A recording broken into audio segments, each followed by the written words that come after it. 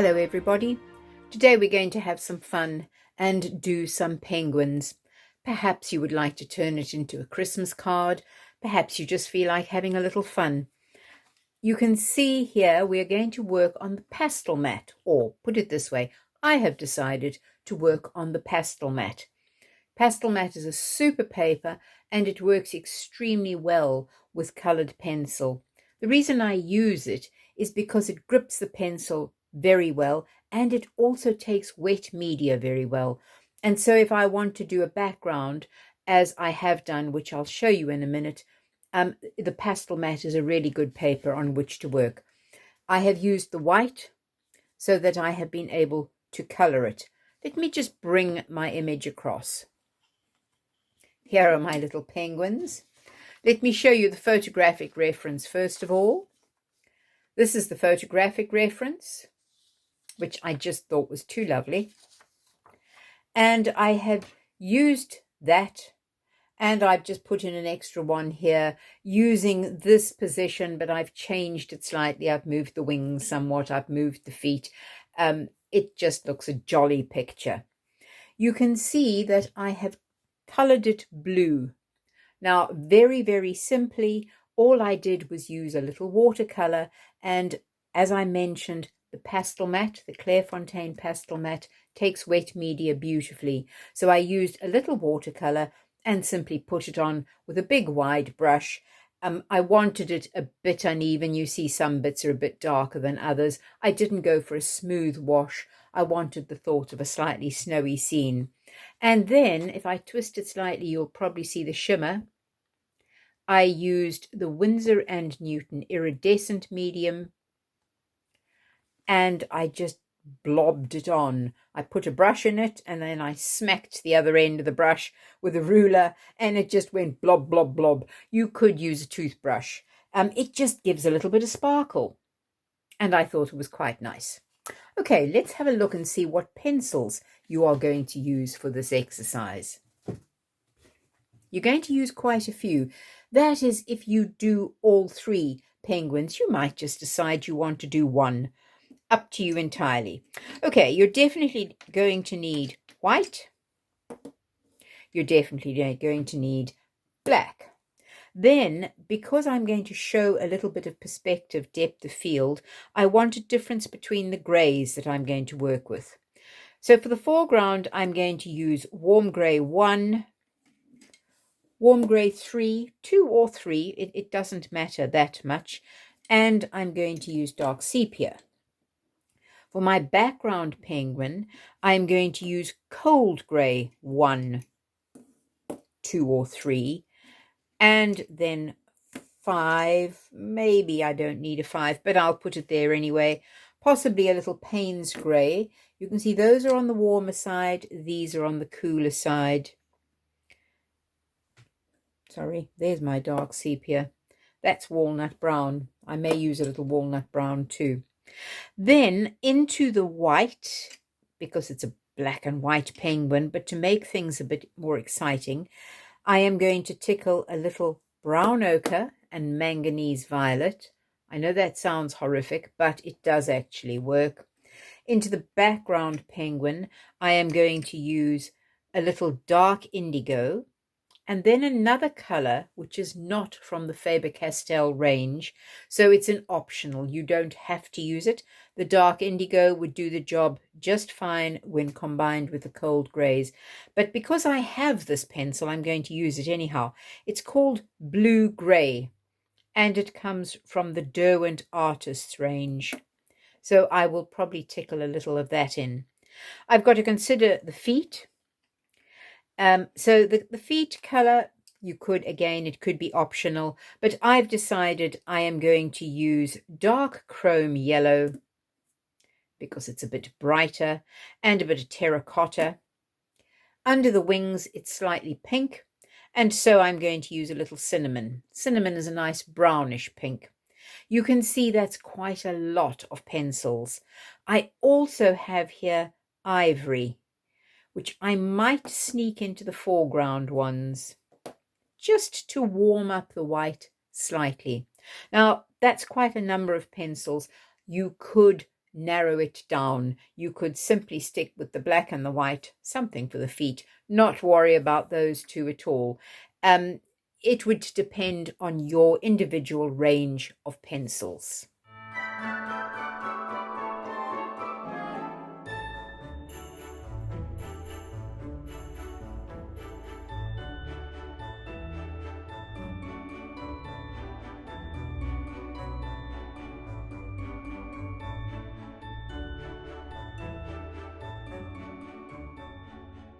I'm going to start with this one, which is obviously my focal point and the most foreground one, although that's pretty foreground. When I drew it up, making those two look towards this one with the wide open mouth is inclined to make him look foreground. Okay, so we're going to get started, and we're going to start with a layer of white on his tummy. Now, what you must remember is colored pencil being transparent, you are going to see the blue through it all the time. But we can start off with a layer of white on his tummy. And you can see I'm putting it in quite densely. I'm not being too delicate. I want a good smooth layer. Now, if I were working on white paper, I would go in with that. For those of you who are familiar with some of the other videos, I would go in with that crissy-crossy stroke, because it is actually feathered, even though it does appear quite smooth. However, in this instance, I am using the white as an underlayer because I know that I need to get the color to show up quite well. This particular paper, the pastel mat, does chew your pencil. Look at it. It's horrified. It's so blunt already. It does chew your pencil because it is actually designed for pastel. But it's a fabulous surface on which to work with colored pencil. If you've never tried it, it's well worth trying. It is a little pricey, but it's still well worth trying. Now, I also am aware that this part of the wing, it is sort of pinkish. However, if I put pink over the blue, I run the risk of my pink looking a bit purple, which I don't really want. So when I have finished putting the white on his tummy, I'm going to put a little white underneath the wing too. And I'm also going to put a little white on his feet, because that means that when I apply subsequent colors, they are going to come through purer. I could quite easily just put them on the paper. This paper, as I said, grips the pencil amazingly well. But bearing in mind that he's my foreground and my focal point, because he's got his mouth wide open, I think I want to just make sure I've got a layer of white pretty much on everything that is light. I'm not going to put white on the black. You'll see what I'll do there in a minute.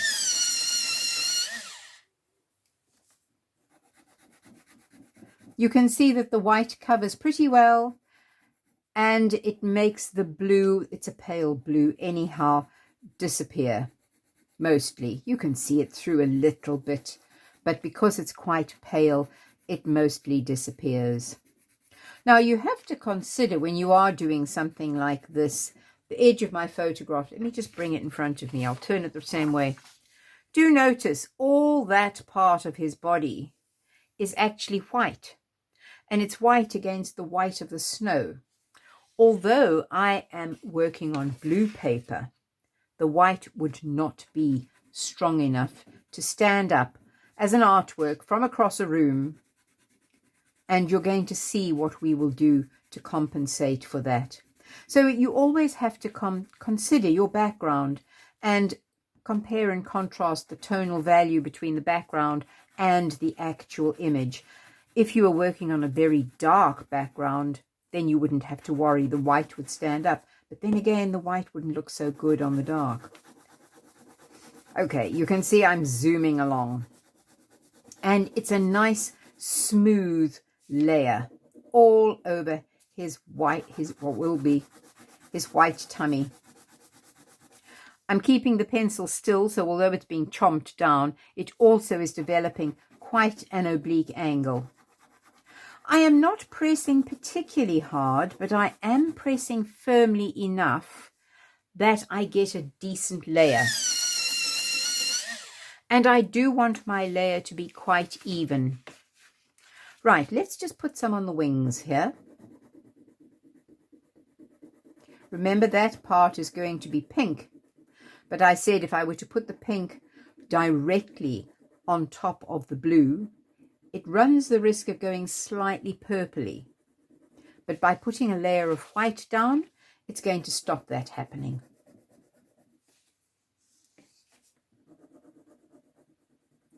So we'll just put another good layer here. Then when we get to the black areas, we want to start with some grey. So I am going to go in with some warm grey 1. Now, as is usual when you are working in coloured pencil, it's advisable to go in with a lighter colour first and work towards the darks. That is what I recommend. You are welcome to decide to do it from dark to light, but because this is a transparent medium, I prefer to work that way. I know that these areas are going to be very dark, and because of that, I don't need to put a layer of white. However, I am going to put a layer of something light. So my warm grey 1 is quite sufficient. And the reason I am using warm grey is because in the foreground, I actually want this little penguin to pop forward. You will see as we get on and eventually do the background penguin, how we're going to try and recede him just slightly, not a lot. It's a little bit of fun, this, but just slightly into the background by using different colors, just slightly cooler colors. But this is the warm color. These little penguins that I'm drawing at the moment are the Gen 2 penguins. I don't know much about them. If I remember correctly, I think they're mainly in Antarctica. But I just thought they were rather cute. The photographs were fabulous. And so I thought they would make a lovely, cheerful little artwork, which could very easily be turned into a Christmas card, perhaps. Certainly a nice, cheerful, wintry scene, if nothing else. You will notice that working on this particular kind of paper, this pastel mat, the colour lays in very effortlessly and smoothly. It is not the most ideal paper if you're doing a lot of detailing, because it does have a certain texture on it, because it's designed for pastel. And that texture does have a slight graininess, but it's perfect for an artwork like this. Let's just do the little feet. We're going to put a layer of white on that as well. I could, if I wanted to, instead of using white on the feet, I could use ivory. Because ivory, let's pick up the ivory and have a look. Ivory is just slightly yellowish. So let me change my mind and put some ivory on the feet, just so you can see the difference, the subtle difference in colour. But it really wouldn't make much difference whether you put white or ivory. Not on the foreground one. I'm not going to put ivory on his feet at the background or her feet, because being background, I want to push it backwards. But this little one in the foreground, a little ivory will do the job. But equally, you could put white. You can see how that's starting to work. Let's put some ivory in the mouth. And it's a good, dense, smooth layer just to get you going.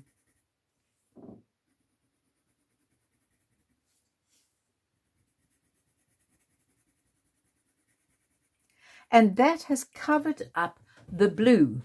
Now you can still see a little blue through, especially on the tum here. you can actually see quite a bit of blue through. And no matter how much white I put on, I would never be able to exclude that blue completely. But it's not a problem. Right, now I'm going to complete this penguin, and then I would carry on and do exactly the same on that penguin, which is also sort of foreground.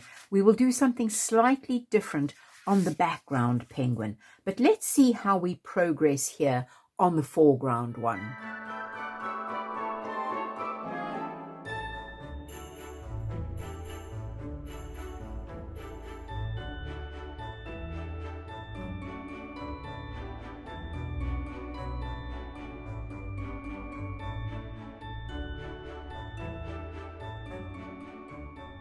You can see here that I laid in the pencil on this penguin in exactly the same manner as I had done on this first one that I was showing you.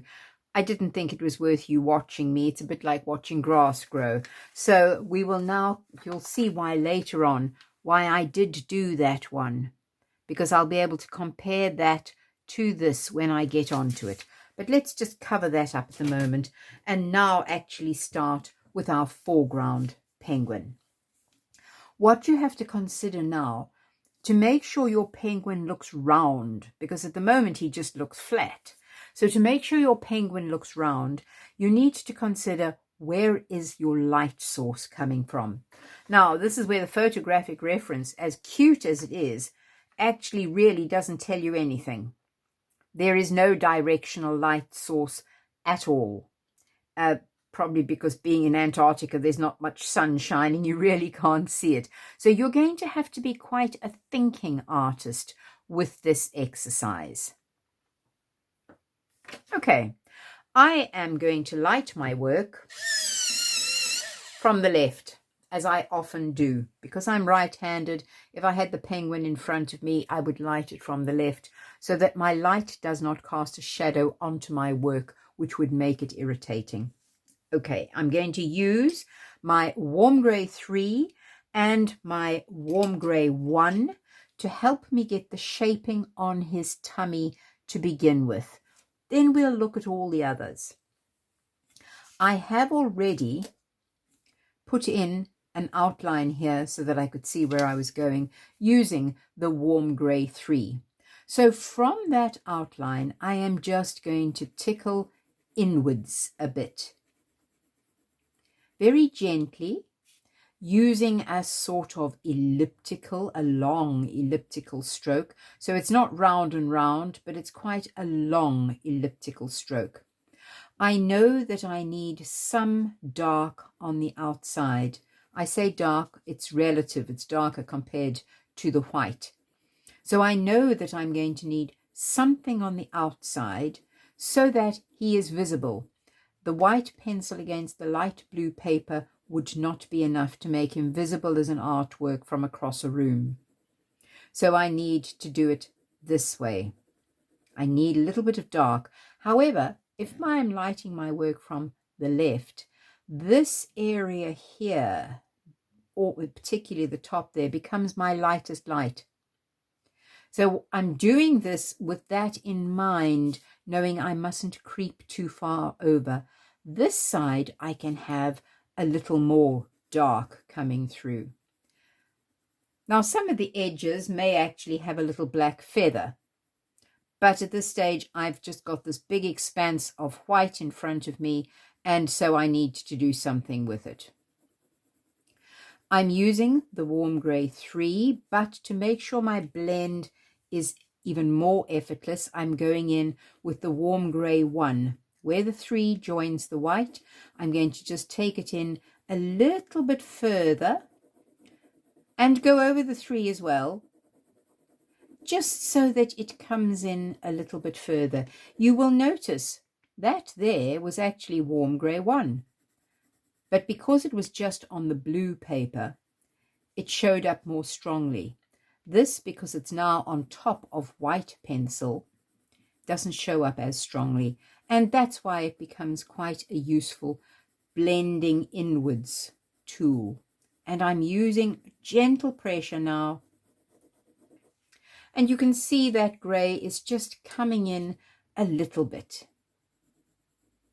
I may need to tweak up a bit more. And of course, I am going to put other bits and pieces on there as I go along. You will find on this paper, you do get a little bit of dust. Because it's designed for pastel, it's quite abrasive. It's not very abrasive, but it is slightly abrasive. And that's why, to begin with, it chews your pencils quite a lot. But it does create a little pencil dust. You can use a very, very soft brush or a feather to brush it out of the way. I'm afraid I have a bad habit of simply blowing it. I just find it easier. To begin with, I can never find my soft brush, and I certainly am not going to find a feather. But it's just as an option, you certainly could do so. Now I'm thinking this little leg, as he's got it picked up in the air, that part is going to probably be the lightest, and as it goes around and down towards the foot, there will be a little more shadow. You are going to have to be, if you're going to use my reference, which although is lovely, is not necessarily very clear when it comes to tonal value, you are going to have to be a thinking artist. You're going to have to think these things through yourself, or you may need to rely on other reference material to help you see exactly where the shadows are. But I'm sure you'll be able to work it out. When you get used to having to consider where the tonal value is at all times, it's amazing how quickly your eye does get in and you become very aware of where the shadow should be.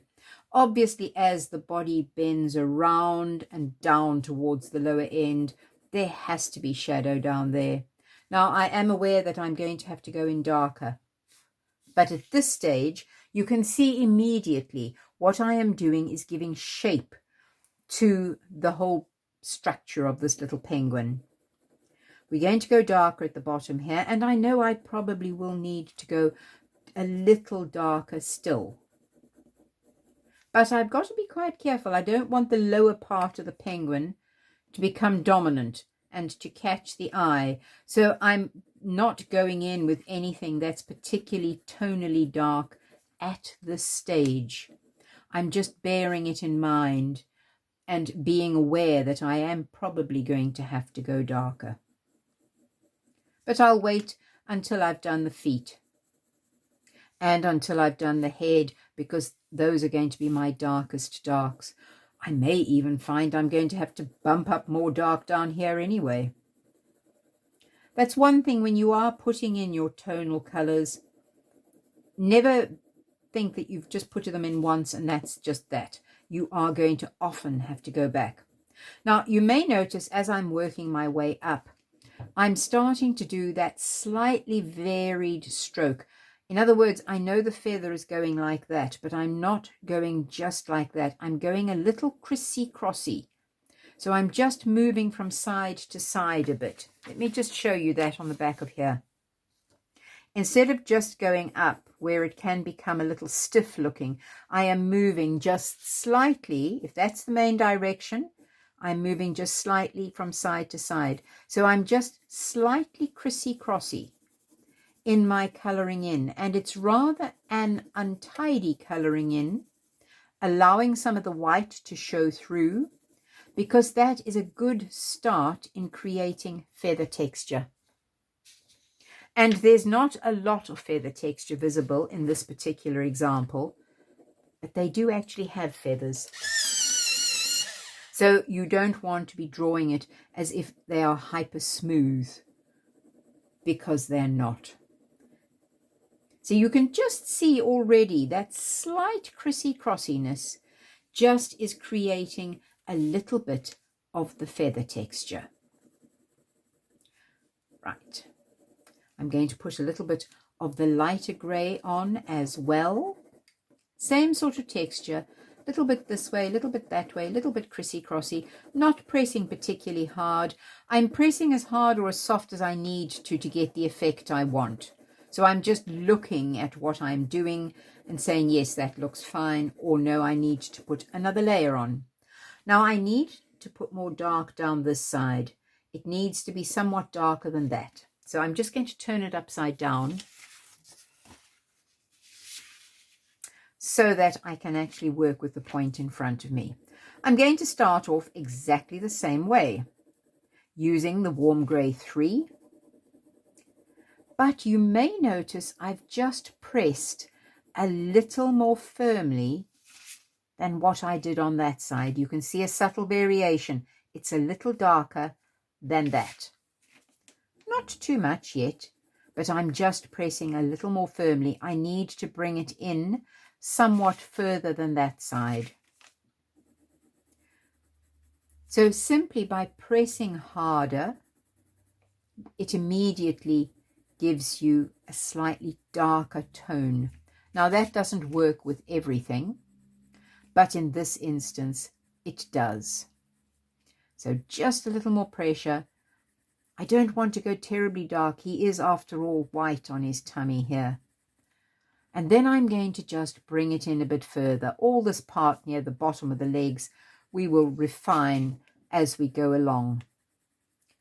I'm thinking about the overall shape of the penguin, and I'll turn it up the right way around just now so I can have a look. And again, notice as I'm bringing it in further, whilst that was relatively smooth because it had to be a bit on the tactful side, this side I have room to make it a little more textured.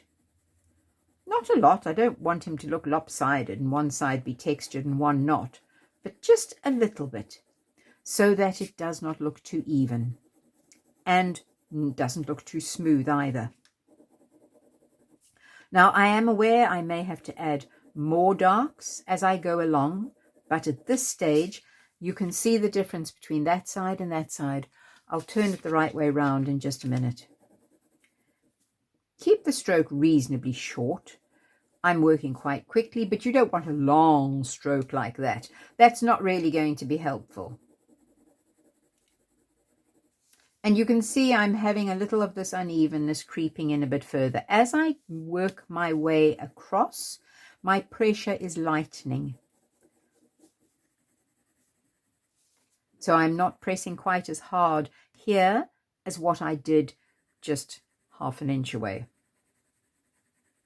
A few millimeters away, centimeter. Okay, now let me go in with my warm grey 1. Oh dear. That's a bit better. And the same thing, I'm going to go over my warm grey 3. It does smooth it down. It's not really a burnish. I'm not pressing hard enough for a burnish. It does just smooth it down a little. But you can still see the subtle texture coming through, and that's all that's needed. And remember, I'm using this to blend into the white further. But it's quite a gentle colour, particularly when it is being put on a layer of white. You can see that, well, maybe you could. On the video, you can see the graininess that does result. If you are going to work on this paper, one thing you really have to get into the habit of doing, which I'm quite sure by now you are all in the habit of doing, is working with another piece of paper under your hand. You don't want to end up with a smudgy mess. This is fabulous, fabulous paper on which to work. However, if you rub across it the whole time and you get a consistently smudgy mess, it's a little more tricky to rub it out, the smudgy mess. So if you keep your work as clean as you possibly can, it just makes your life easier in the long run. And you can see how that's developing now. I'm probably working about, 2 centimeters across, whereas here I was quite close to the edge. I'll turn it around in a minute so you can see. That's getting dreadfully blunt. Oh, my sharpener is killing. No, something's going wrong. It's still blunt. I'll have to change the blade in a minute. Right, let's just get a good layer of this on, and then we can move it up the right way up so you can have a look.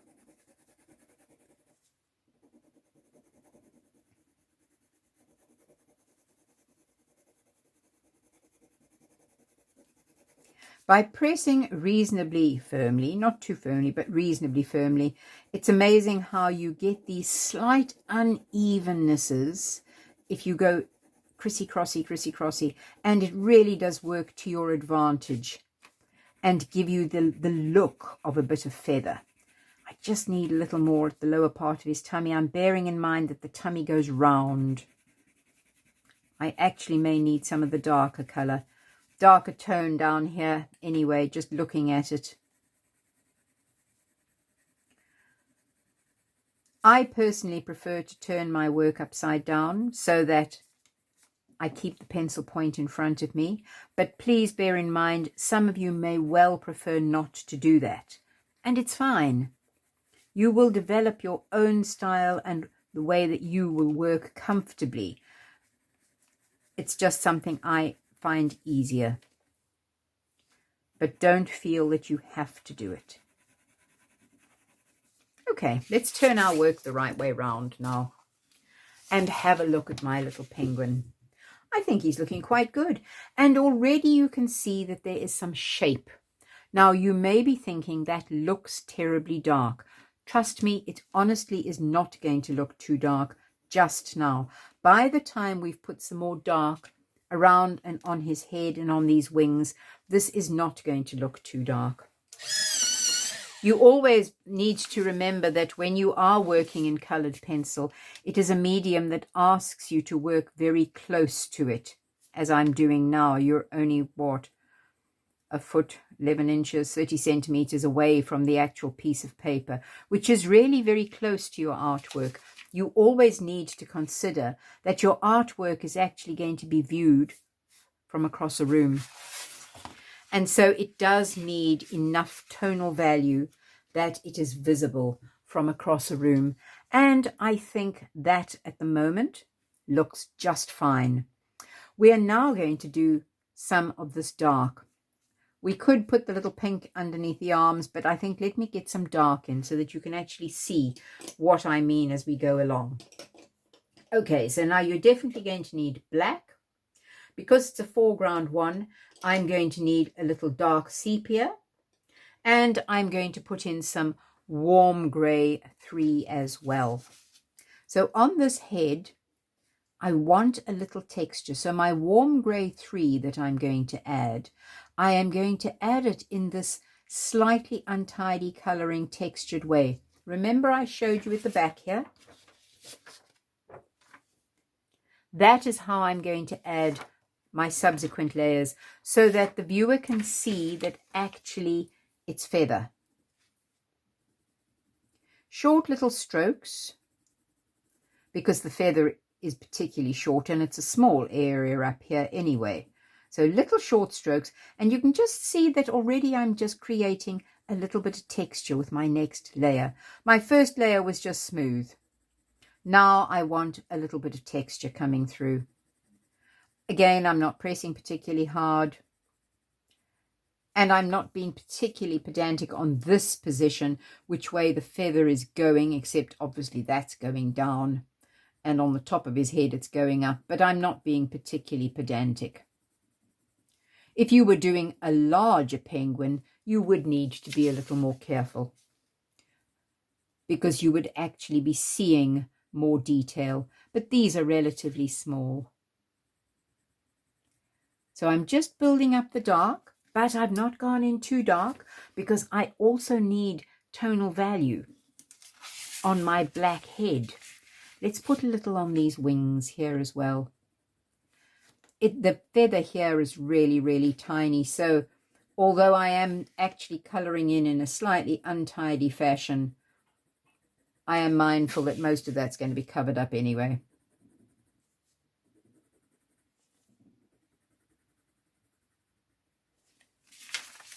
Right, you can see the dark is building up. I couldn't leave it as light as it was.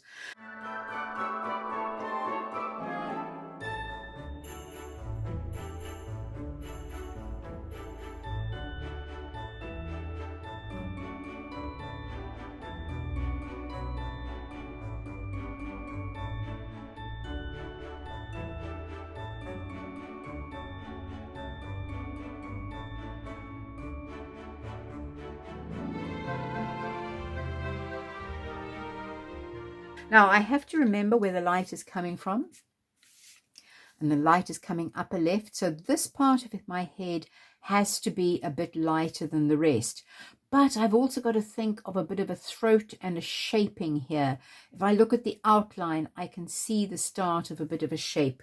So what I'm going to do here to help me is I'm going to go in with the black, but I'm going to go in quite gently. And I know, and I'm using the crissy-crossy stroke as well, I know that underneath that sort of throat part, there is going to have to be a bit of a dip. It's his throat. And so it kind of dips behind the beak. Now, although I am using the crissy-crossy stroke, it's pretty obvious that the more layers I put on, the denser the layer of pencil becomes and the less texture is visible. And that is fine. It's as it should be. But by using that crissy-crossy stroke, you will just get a little bit of texture showing through so that it does not look a flat lay-in of color.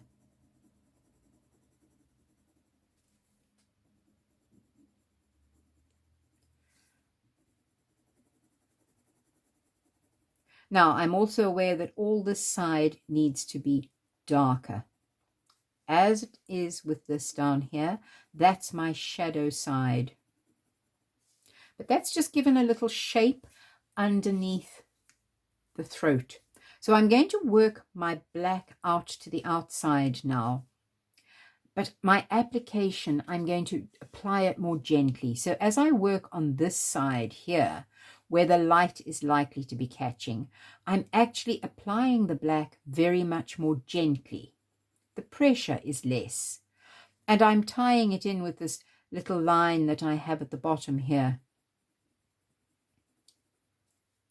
So you can see a little bit of the grey showing through on this side, which is my more highlighted side.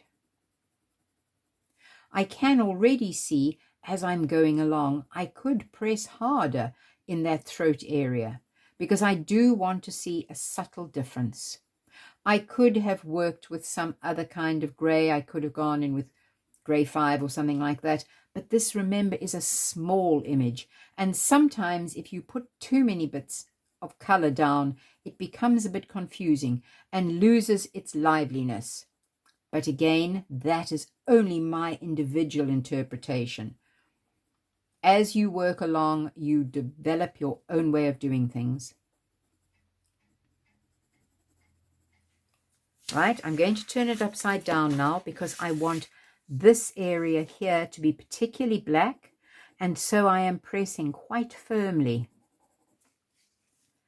And then when I turn it the right way round, you should be able to see a difference. Again, it's not a screaming difference, but it'll be a difference nonetheless. One really good thing on this particular paper is that if I need to add more lights, I can quite easily, because the paper has this certain amount of grip. It enables me to add more lights, which is not always the easiest with colored pencil on a smooth piece of paper. Let me turn that around now. And you can see just gently here, that is a slightly lighter area because tonally it's coming out a bit and it consequently needs to be a bit lighter. I will probably add something a bit lighter on top of it just now. I'm going to continue on the rest of the head for the moment. So now I'm going, that top part there, it's exactly the same. I'm putting the black in, but remember that's the top of his head and it's catching the light. So although I'm putting the black in, I'm doing so gently. And I'm still trying as far as is possible to do a bit of a crissy-crossy stroke.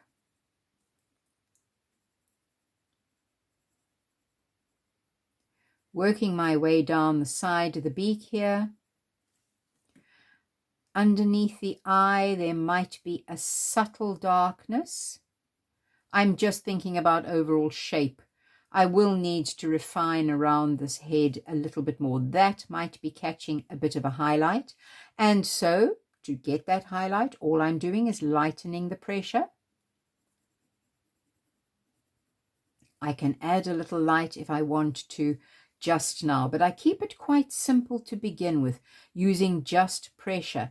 If I feel I need more, then I can put it on later.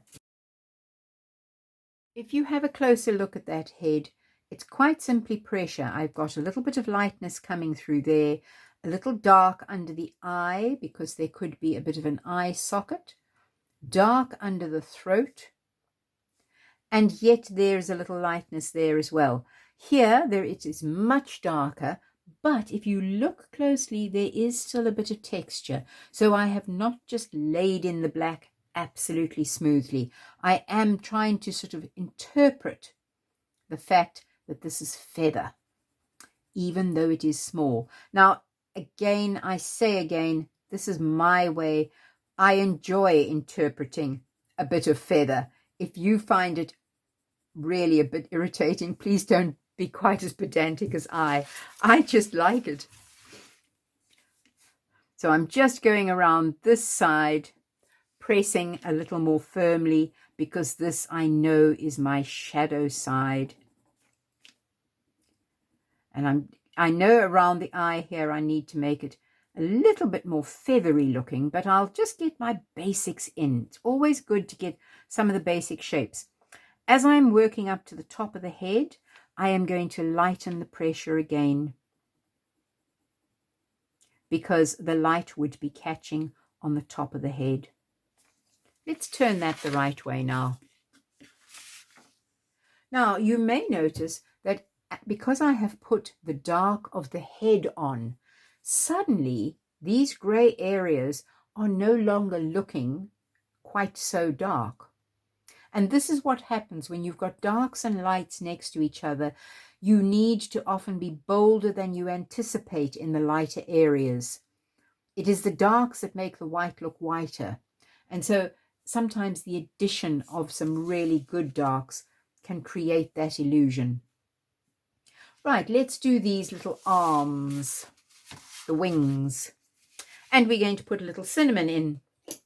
Now, when I look at my photograph, there's definitely a pinkness there, but there also seems to be a little bit of orangeness. It's as if the skin, because the skin of the feet, the beak, and probably the skin under the feather has a little bit of a pinky orangeness. So I don't want to overdo the orange because that's going to look a bit weird. I'm going to go in with my cinnamon, and notice I'm doing it quite smoothly. I'm just laying in the pink in a smooth fashion. But weirdly enough, it does take a little unevenly in places. And that's probably because when I laid in the white, I didn't lay it in as smoothly as I should have. But it's not the end of the world. As I'm looking there, I can see I've made a bit of an error. This area here should be whiter. So I'm just going to, Tombow eraser, very useful, just rub it back, get rid of that pink. Obviously, I will need to go back in with a layer of white. Right, let me just put another layer of pink on, just gently. It's going to be quite well blended, but I want that little bit of pink coming through. I am now also going to put just the merest tickle of my dark chrome yellow, which is what I'm going to use on the feet. It's quite a strong color, so you can see I really am just putting the merest tickle of it. But I think it's giving me quite a good color. Little more pink on the top. Okay, now I need to start thinking tonally again. So which parts are pretty black and which are not. I'm going in down the bottom here with some good strong black.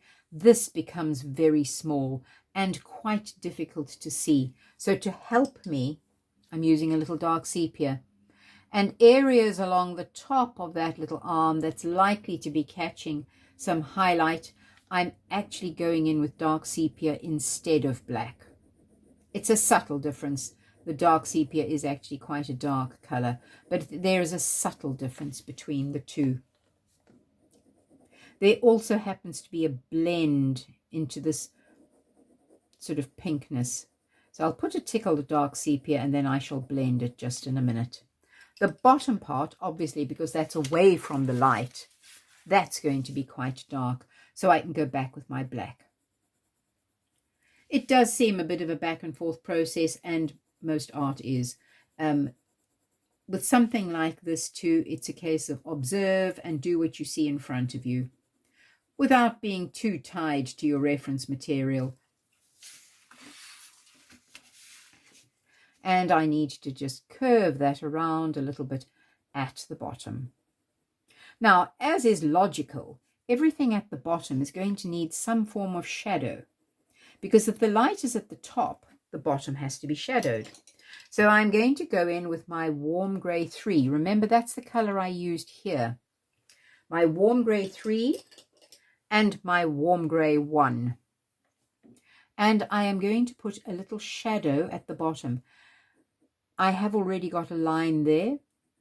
I am mindful of the fact that if I were to make the bottom too light, it would not show up against the blue. Remember, we spoke about that.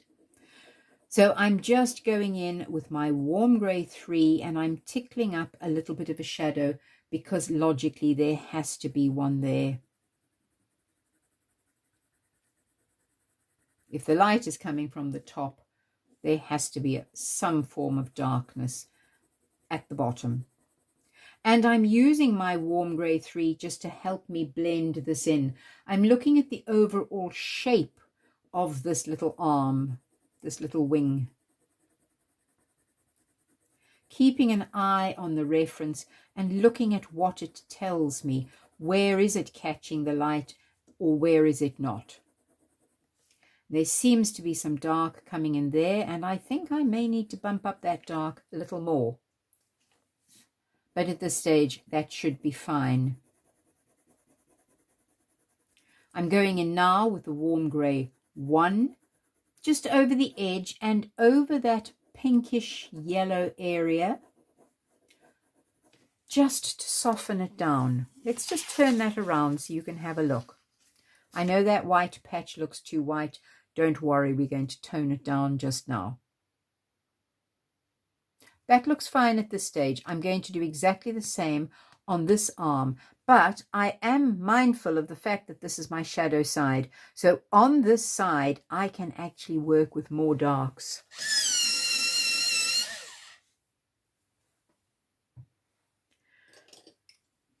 So I'm going to go in from the beginning with my black.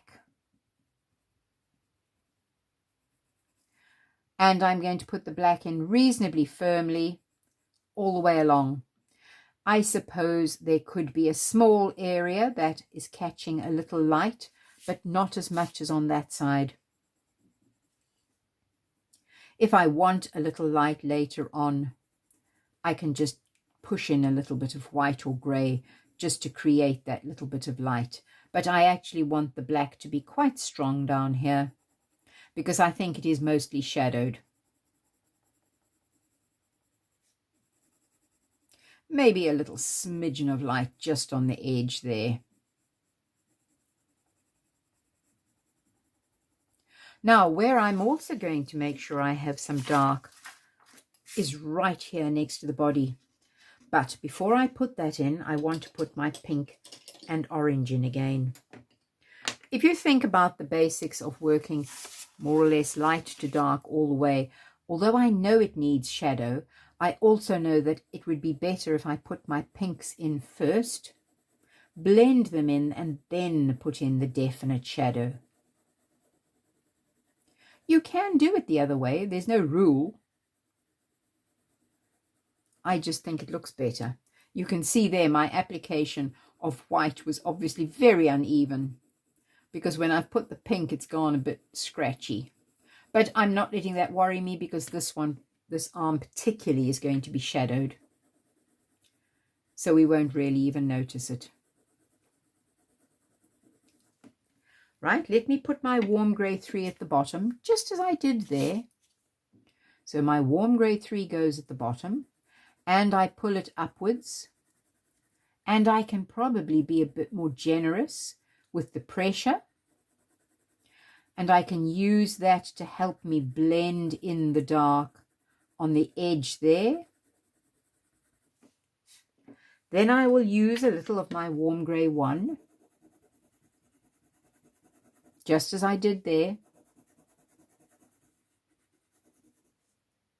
And I'm going to use a little of my warm grey 1 just to show that very tactful highlight that might exist. Okay, that's looking fine, but now I need some more tonal value.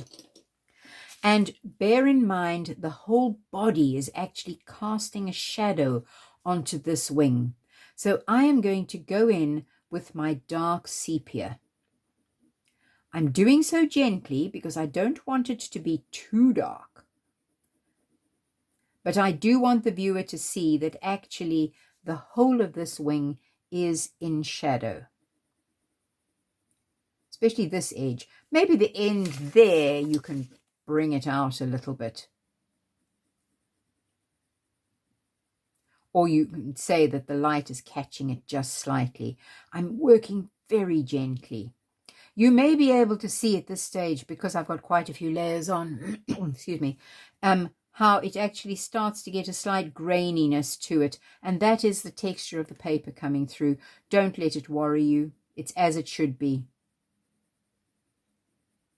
Every paper has its own unique idiosyncrasies. And this pastel mat has just that. It gets a slight graininess when you get many layers of colored pencil on it.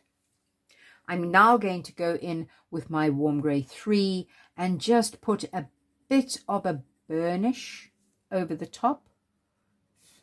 I'm not doing much proper dedicated burnishing on this subject. Remember, burnishing is a means of blending. But I just think the warm grey 3, a layer of that over the top, will make that more pleasing. It is a visual art form, remember, so you always need to look at what you're doing in front of you. If we turn that around, that now really makes a lot more sense. What I also happen to have seen as I have turned it around is, because there's a little bit of light coming down there, this pencil has a problem. It keeps breaking. Because there's a little bit of light coming down here, I actually think I could just continue it very slightly, a little lower. It's not a lot. It's not yelling at you, and I don't want it to yell at you, but it's just there. Now, I'm going to use my warm grey 1 on the top of this wing here, just to push back that little bit of dark sepia slightly, because it is catching the light. So I'm just pushing back the darkness of the dark sepia, a fraction. It's still dark enough to show up against the blue of the paper. It's a subtle difference. Now I need to do something about that little patch of white. It needs a little texture and it needs a bit of tonal value. It probably needs to be slightly darker because it's behind the body. So let me be a bit braver and go in just with my warm grey 3. But if I'm just going to press harder, remember I pressed harder down that side. And just bring it out a little bit more, because the little arm here is behind the body somewhat. And then I shall go in with that untidy colouring to create a little bit of texture. It's a bit of fluff. It's some fur, it's some feather. And that immediately has helped it. Let me put a little white over it now, because it is a little white patch. Let's look at that now and see how that looks. That looks a lot more believable. I could probably increase the darker warm grey anyhow a bit more. Remember, I did say when you are adding tonal values, never think you are finished until you actually are finished.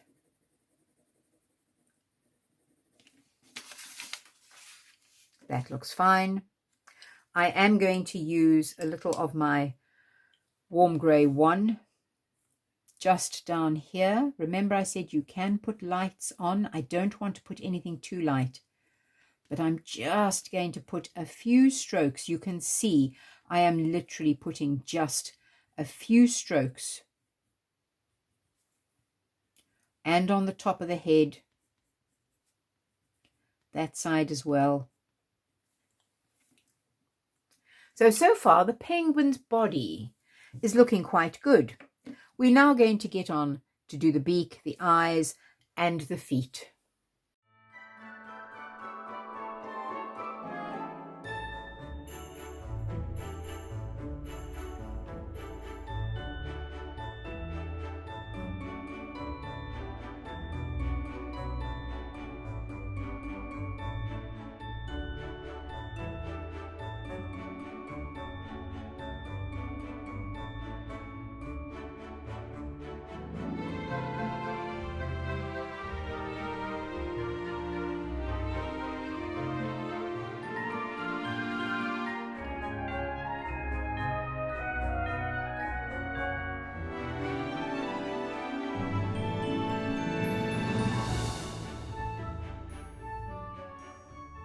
We're going to work on now and complete the beak and the feet and the eyes. Now the eyes are really, really small. And although I would prefer to do the usual eye recipe, they are really tiny. But instead of just making them black, I am going to try and see if I can more or less get the eye recipe done. I'm putting in a little Van Dyke brown, just a smidgen. I don't need it terribly thick or dense because it covers very, very well on this paper. Now we know the eye recipe then shows where the pupil is. Once you have put a layer of the iris color, and he will have an iris color. The photograph is just very, very small and quite indistinct. So I'm going to put the pupil in, although I really don't think you're going to be able to see the recipe much working this tiny. I will darken the top 1/3 and blend it to halfway, as is usual. Then I'm going to put in my highlight with my Milky pen, particularly on this eye, because that obviously is where the light is coming from. I will put a little one on this eye because it'll look a little bit strange without. That was quite a blob, but I'll tone it down a bit. And then diagonally opposite that highlight, there is a subtle lightness of the iris. It's really tiny and difficult to show it here, but there's just a little smidgen. That eye will be easier to show it on, but these, because they are face on, it's a little challenging.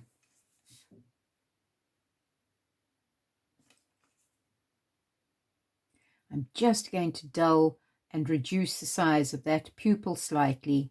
Not the pupil, highlight. It was just a little too large. And I think that'll do for the eyes. I have, if you look particularly closely, I don't even think I could zoom up that much. I have done the recipe and you can see it.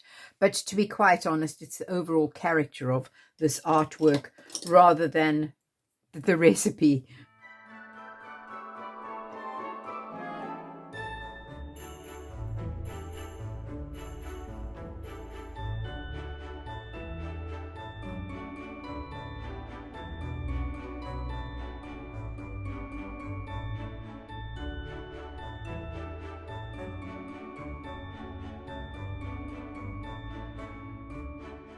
Okay, we're going to start doing the beak. I'm going to start off with this rather lovely dark chrome yellow, and I'm going to put a layer of that. Now, I do have to be careful working next to the black that I don't pull any of the black in. Fortunately, on this particular paper, it doesn't happen that easily because it does really grip the pencil well. It doesn't happen that it pulls in that easily.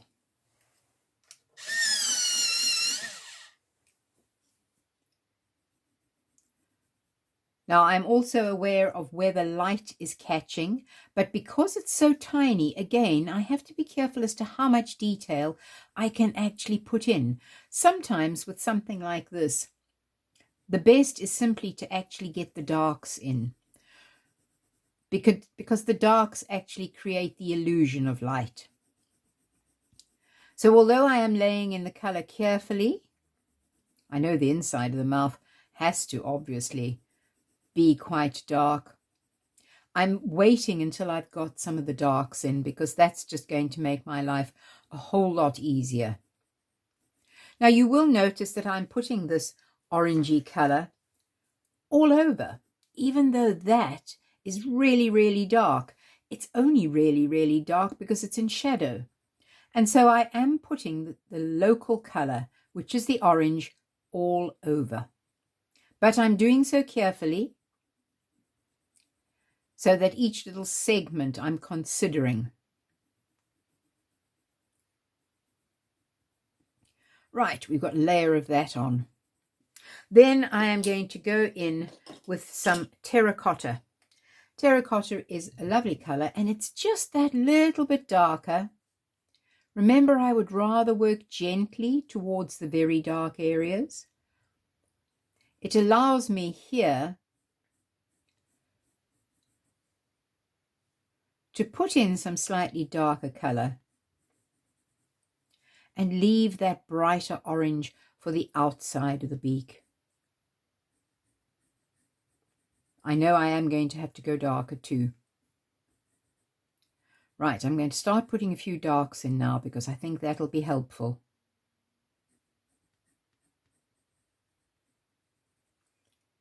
And I shall put a little here as well.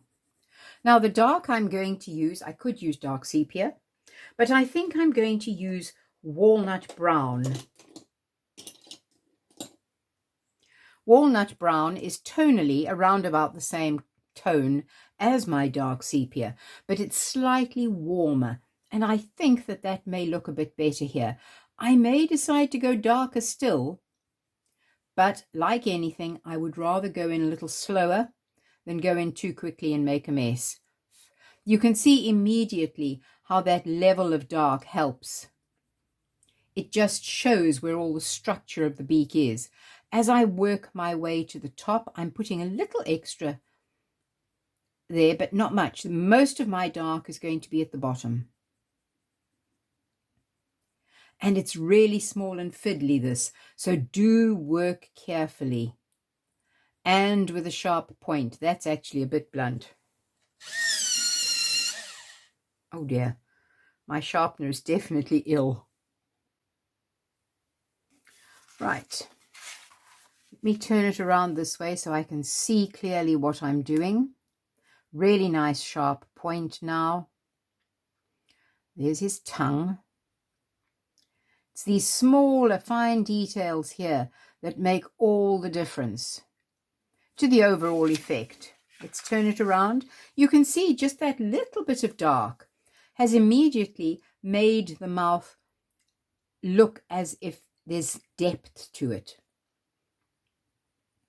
Even though I'm well used to putting in lots of darks, I still find it quite fascinating that just a small amount of dark can make such an impact.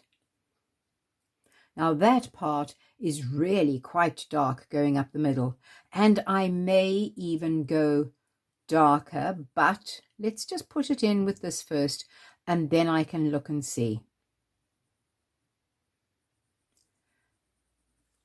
So just putting in that extra bit there. Remember, you can alter things by simply putting some parts in with slightly less pressure or slightly more pressure as is needed. You don't have to add too many different colors.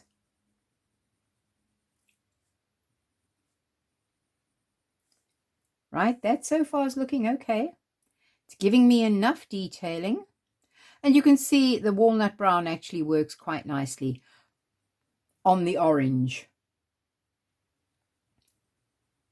I'm quite sure if I had a clearer photograph, I would see even further detailing. And if I were working larger, I also would see further detailing.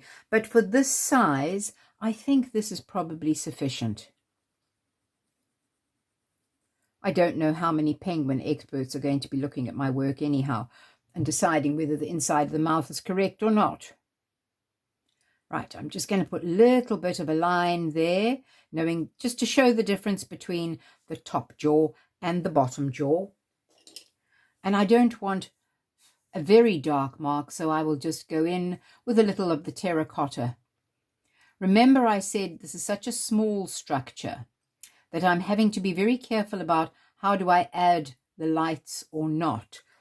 By adding the darks, I'm creating the illusion of more light. I think I need a little more dark at the base, so I'm going in with a small amount of black.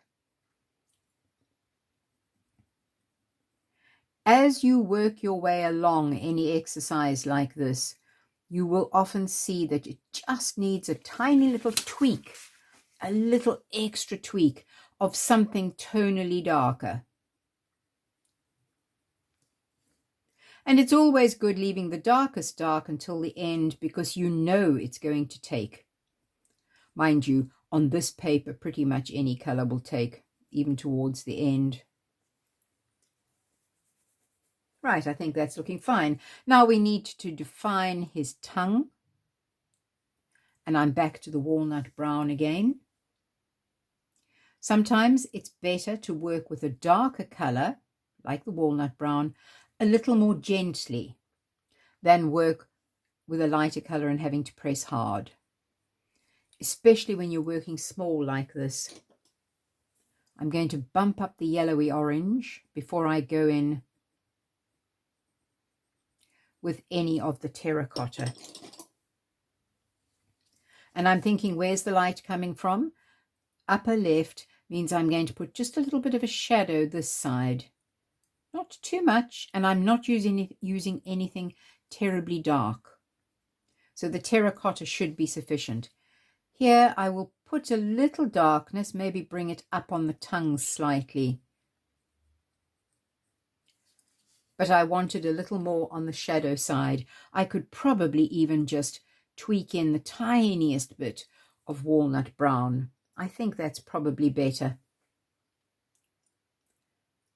And inside the mouth here, a little bit of terracotta as well.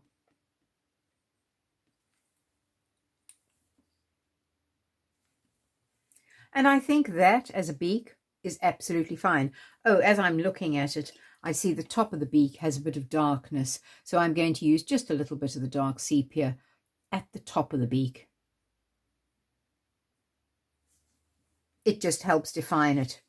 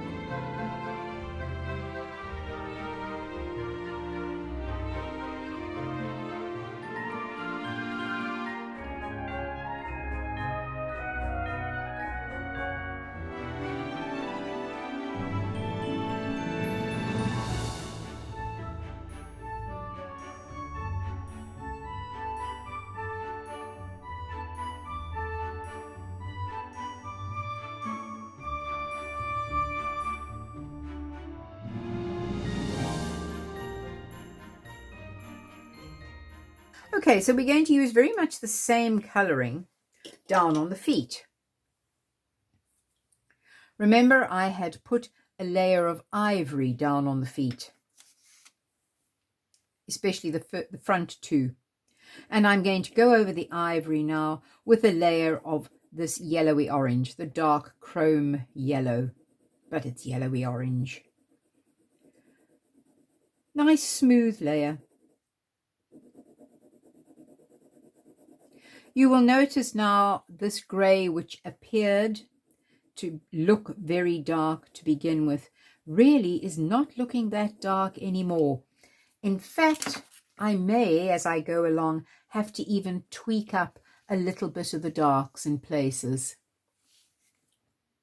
A little extra dark. So I'm putting a nice smooth layer on here. And now I'm needing to think about some tonal value, which I will start off by using the terracotta. Because of the shape of the foot and that it's up sort of under his body as he's walking along, I know there's going to have to be some dark up here. And I know also that I'm going to have to go much darker than that, but I would rather start gently than have to rub it right back if I made a mistake. There has to be some dark on that side of this toe. And I'm putting it in with the terracotta and then just blending it slightly so that it doesn't look like just a straight line. The outer edge here, the same thing as what I did with the grey. I just need to blend it in slightly. Between those toes, I think where my shadow side is. Here again. And you can see it's quite gentle still at this stage. But it's already got a little shape and form. Let's do the toenails. I had drawn them in dark sepia. I'm thinking, where is my shadow? And then I'm going to pop a little highlight in. Obviously, I'm not doing them in a huge amount of detail, but just sufficient detail. Now, for the highlight, I'm actually going to use a little milky pen. Just a little dot down there. The snow is wet, so it's making a little bit of a highlight. You could use a white pencil. You don't have to use milky pen. You can see I've not done anything terribly bright. Okay, I know I need more darks. So I am now going in with my walnut brown again. I could use dark sepia, but I think the walnut brown will be fine on this color, as it worked on the beak so nicely. Obviously, this is optional. You don't have to use a walnut brown. You could use the dark sepia. The tonal value, of course, is not optional. You do need to put that in. But using the walnut brown, if you only have a dark sepia, that is perfectly good. So this part of his leg is casting quite a shadow down on the foot. So I'm putting it in with a fair bit of oomph. Then I'm blending gently, gently, gently. Little circles, little ellipses, as I blend the dark down. And I'm bumping up the dark on the shadow side, not pressing particularly hard. But because I've got quite dark toenails, I do need to make sure that my level of tonal value relates. Remember, we did speak about that somewhere along the line. It's all about the lights and darks. Initially, all these darks along here looked a bit too dark. And yet, now that I have got other levels of dark within the picture, they no longer look too dark. And the darker the dark, the lighter your lights look. So again, a gentle blend. And then I'm going to go back with some of the terracotta over the top.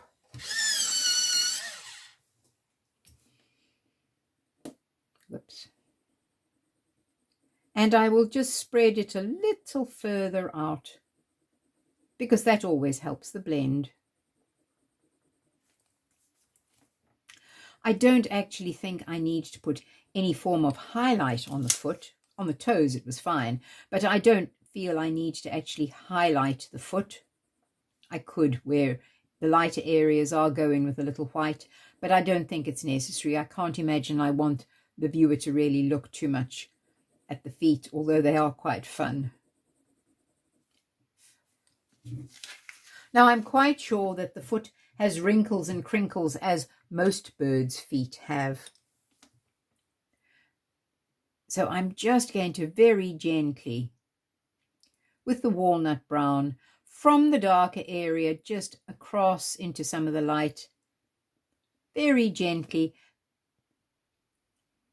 make the little sort of segments on the foot. On a bird in a hotter country, they're almost scaly. Here, I don't quite know what they would be. And I will use the terracotta again, just to blend those. Remember, the eye needs to see all the detail, but it's not going to be drawn to the feet as the focal point. The focal point always appears to be the head, so we just want a little detailing in here so that they don't look too smooth and artificial. And I think that's pretty much fine as a foot. But do you notice now that actually the grey I've got there looks a bit too pale? So to get this to all sort of tie together, I'm going in with a little bit of dark sepia, ever so gently, and I may tweak some other areas with dark sepia too, because as I mentioned earlier, it's this illusion that looked too dark, but now that I have other levels of dark, it almost looks too light. So I'm going in with the dark sepia, and from the foot I'm just pulling a little bit of dark, and notice I am now flicking because I'm wanting it to be very delicate, and I'm just flicking a little bit of texture from the foot into the rest of the feather so that the two link, and they would have to. And a few extra little darks here and there so that that foot doesn't look as if it's stuck out in kind of no man's land. It needs just to link. And you can see that by flicking ever so gently, I am creating a little texture down here. Because when I initially put in my greys, they did look as if they were going to be too dark. Although I know they aren't going to be too dark, you always kind of doubt yourself and back away. But now that I've got that foot in, I can see that actually the lower part of the body is going to need more darkening. But as I said earlier, better hasten slowly than make a botch and have to rub it out. You can see how that's working now. It's a whole lot better, and it looks believable. I'm going to go over it. I'm not burnishing it by any means. I'm going over with the warm grey, just pressing, but you notice it's still a flick, pressing quite firmly just to pull it into the colour that I have already got there. I used the warm grey, so it's there.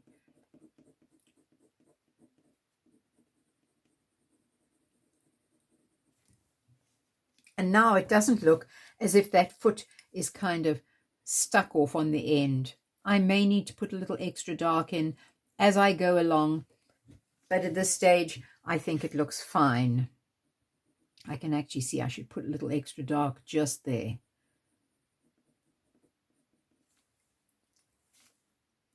Right, let's do the other foot and have some colour on that. So again, same thing, lightest colour first. So I'm just going to put a layer of my rather lovely dark chrome yellow. Now this foot is going to be hidden by the snow, which we will get onto later. So there's not much of it showing, but that is showing needs to be convincing.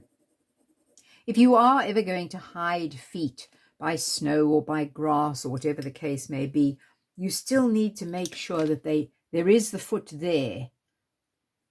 And then you can tweak and put a little grass over the top.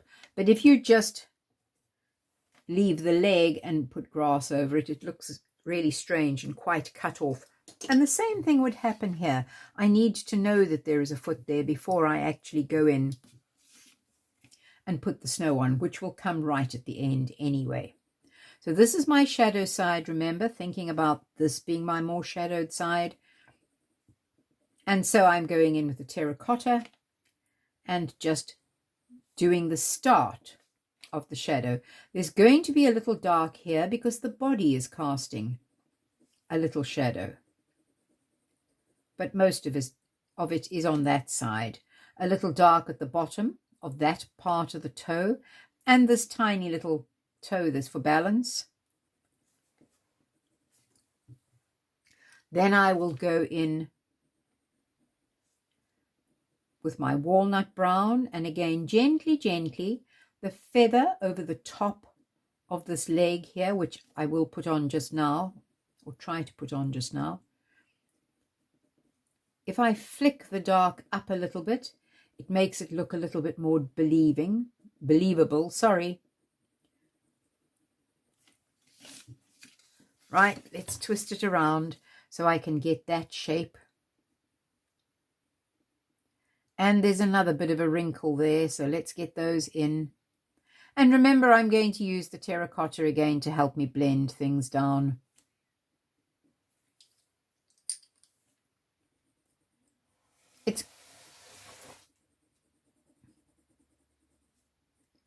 It's quite a useful color when you are working with yellows and oranges, especially in the sort of natural world where you don't want it to be too garish.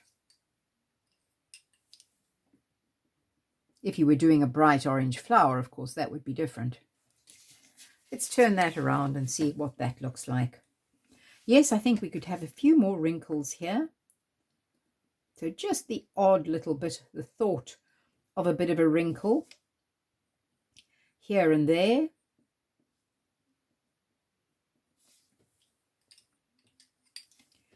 And a little terracotta to help them all blend in. And I would say that that little bit of foot that we can see is probably absolutely fine and quite sufficient. Now I need to do as I did here with the dark sepia. I really need to add a little more. I just need to widen that leg a fraction too. So with the dark sepia, as I did there, I'm just going to take a little bit of tonally darker feather, a little bit higher, because it's going to look better. Ever so gently. I don't want anything too harsh.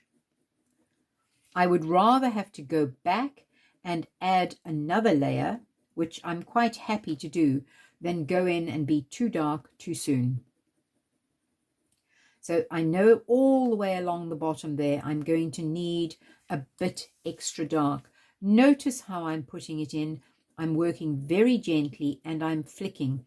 As I am flicking, I am also considering crissy-crossy, so I'm not just flicking straight, where I run the risk of it looking too neat. I am moving it around a bit. I'm trying to think feather. So I'm going this way and that, just a little. I don't want anything too crissy-crossy because then that looks like cross-hatching and it's far too harsh on something like this. You can see how the feet are linking into the rest of the body. They no longer look too dark. This leg I can see I'm going to need to add a little more. And if I'm very careful, up my shadow side, which I did almost think I would need to do, I'm going to go in with the dark sepia ever so gently, and I'm just going to bump up my shadow side there a little, because it has to all link together. I can't have my white area looking tonally too light to the rest. It just is not going to work. And remember, at the very beginning I said it is your darks that make your lights look lighter. And you can see how that is working. But I'm really touching the paper ever so gently. Just creeping up, trying not to be too even. You don't want any even lines appearing. So I'm thinking Crissy-crossy the whole time. But it's amazingly soft. I am hardly touching the paper. You can see how that's working. This leg's looking a little bandy, I think, because of that mark there. The joy of colored pencil is that whilst you cannot erase everything, that mark looked weird. So I was able just to get that mark out. I'm going to put a little smidgen of white before I go back in with my gray. And that looks better. Just that small little mark was annoying me. Probably nobody else would even see it, but you've got to be happy with your own artwork. I think I can still tickle a little more up here. Very, very softly.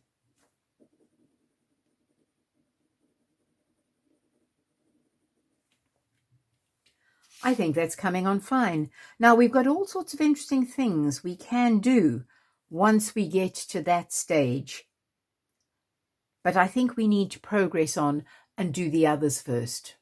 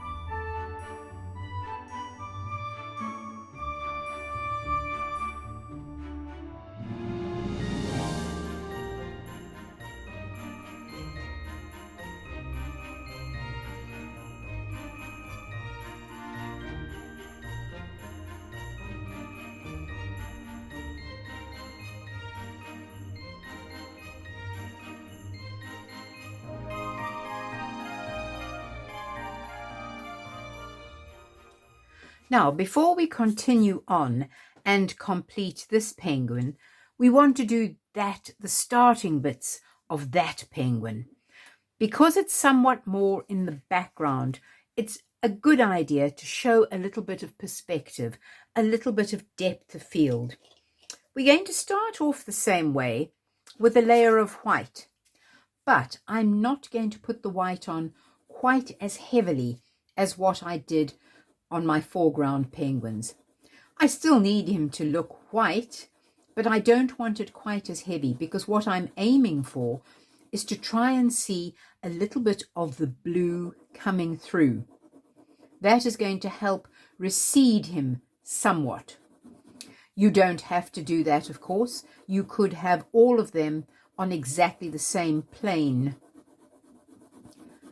But I just like to show a little perspective. I think it gives an extra twist to an artwork. Let's just compare that already. You can see I'm putting it on just as smoothly. In fact, you've got to work a little harder at getting the pencil on evenly and smoothly. And I'm visually comparing the whole time that to this. I don't want a screaming difference. He's not miles away.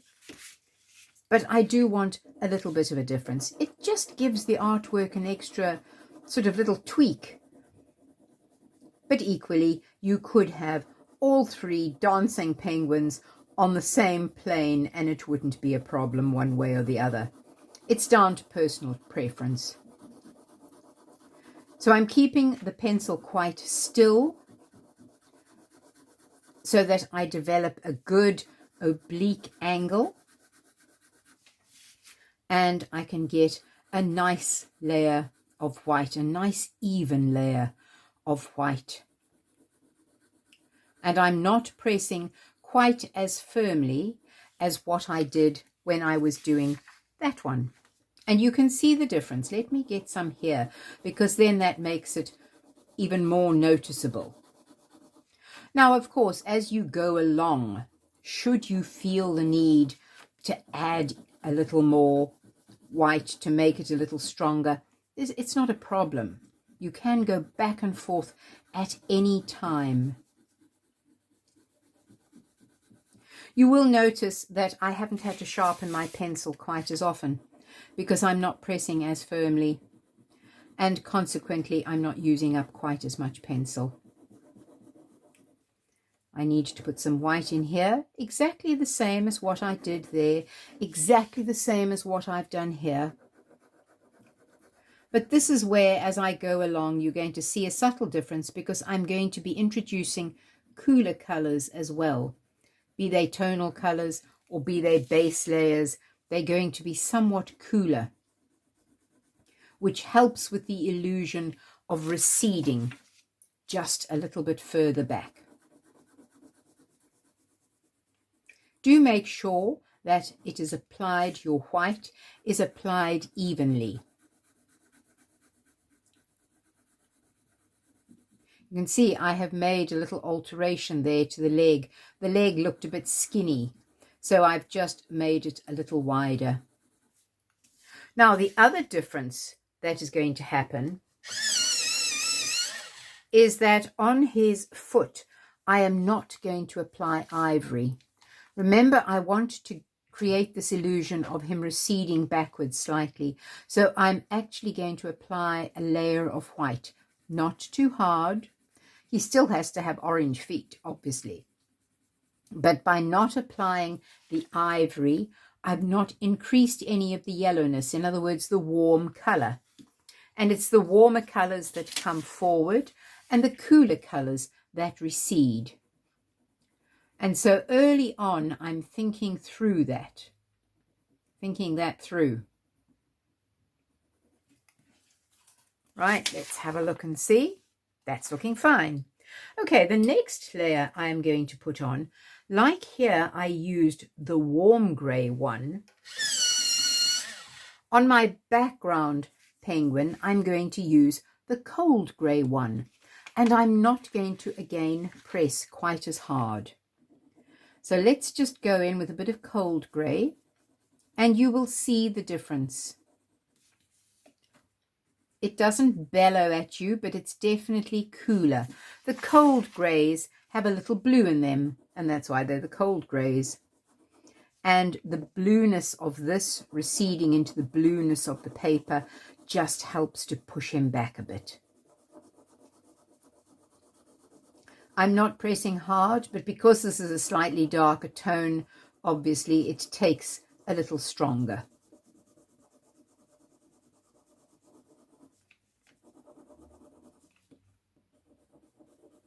I'll turn it around the other way just in a little while, and you'll be able to see that there is a subtle difference between the greys that I am using.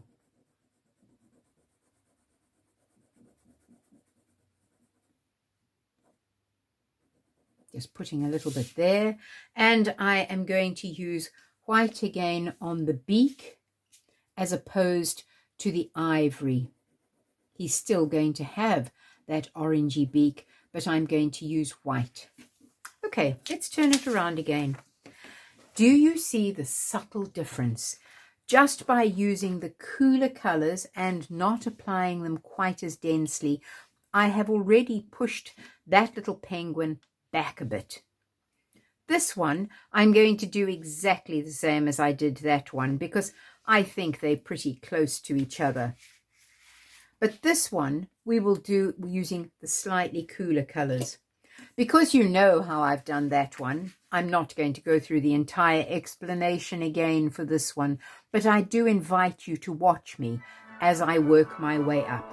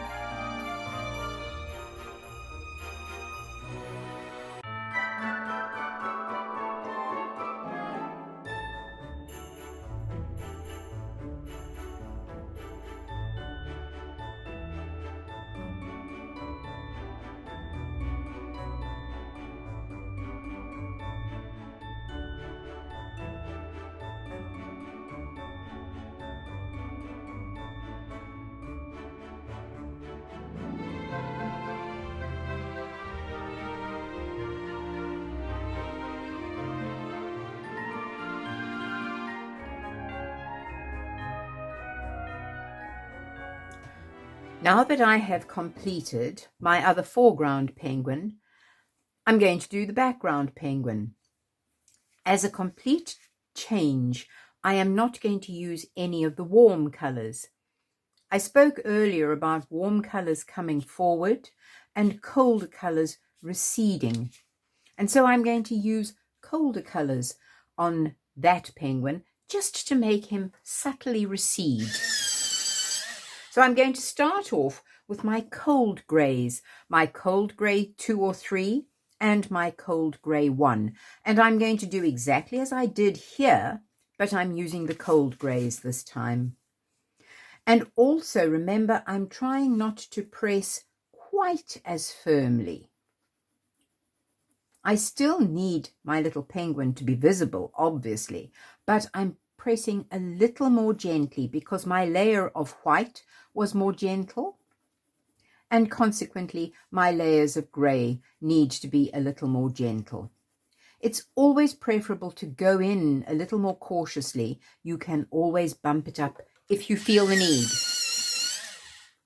Once you've done the entire penguin, if you think, oh, actually, he is a little bit too receded, you can always put extra layers on. But it's not as easy to take the layers off. So I'm going in with my cold grey 2 or 3, whichever one you may have handy. And I'm doing exactly the same thing as what I did on the foreground penguins. As I get to the tummy area, I want a little bit of crissy-crossy coming through, just to make sure I have some texture. And then to blend this side, because this happens to be my lighter side, it's where the light is catching, but to blend it inwards a little, I'm going in with the cold grey 1. The greys are a very, very useful pencil in this range, because they are really, really good at just pushing things back or pulling things forward or dulling colors down. They really are incredibly versatile. And you can see they're not popping as much as the warm greys did, because the warm greys on a cool background become more noticeable, whereas these cooler greys on a cool background are inclined to go into the background somewhat, which is exactly what I want. Right, let me work down that side now.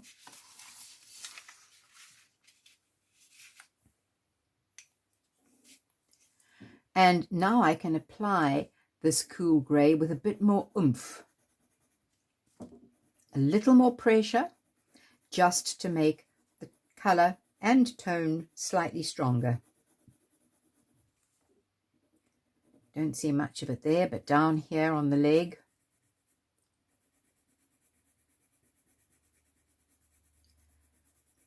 Because remember, I want my penguin to appear nice and rounded. And I'm thinking the whole time, where is the light coming from? Does it make sense to have a shadow where I have a shadow? I'm just going a little more firmly down the bottom here as well. I will put a further tonal tool as I go along, as I did here, except it's going to be on the cool range and maybe not quite as hard. You'll see as it develops. Right, again, this slight crissy-crossiness, just so that there is a little texture. There really is not a huge amount of texture showing when the penguin has a dry coat. He all fluffs up and becomes quite fluffy with not that much texture. It all looks pretty smooth. But knowing that it is feather, it's nice just to have the thought of it.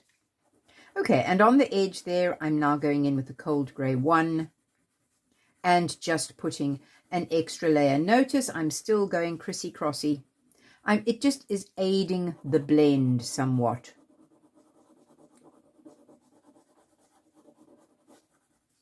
Let's spin that around.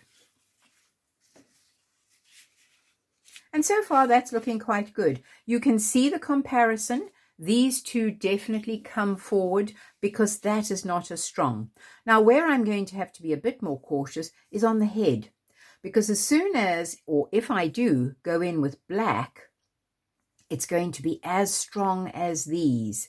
So what I'm going to do is I'm actually going to go in with Payne's Grey. Instead of using black on the head and on the top of the wings and so on, I'm going to go in with a little Payne's Grey. It is tonally a very dark color, but it's also a little blue, which again is going to help visually to recede everything. So I'm going in with my Payne's Grey, and I'm thinking under the chin, where is there going to be a bit of shadow? Oh dear. That's better. Now I've got a decent point again.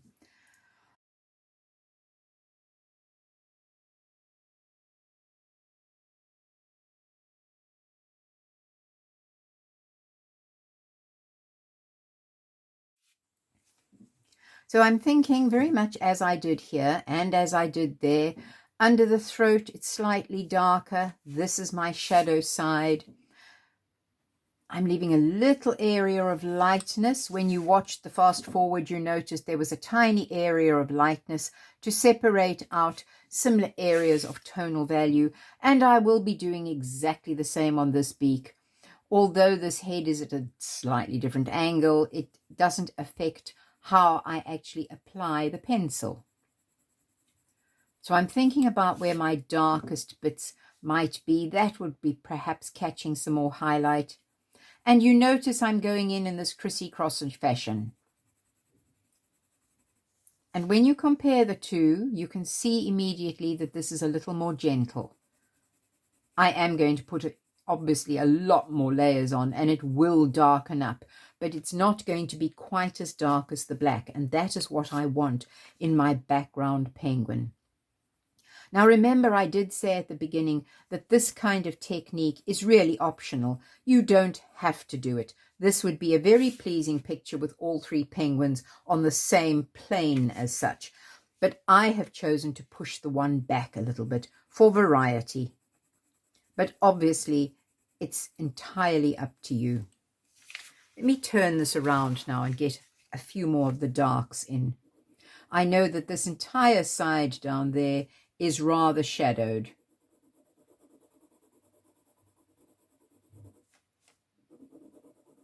So I'm putting it in with a fair bit of oomph. You will notice it's not that much lighter, but it is still, and because it has the blueness in it, although it's subtle blueness, it is there. And you can see I would rather do a number of layers than just press too hard willy-nilly, because that's when you can make things a little clumsy, perhaps. Again, everyone develops their own way of laying in.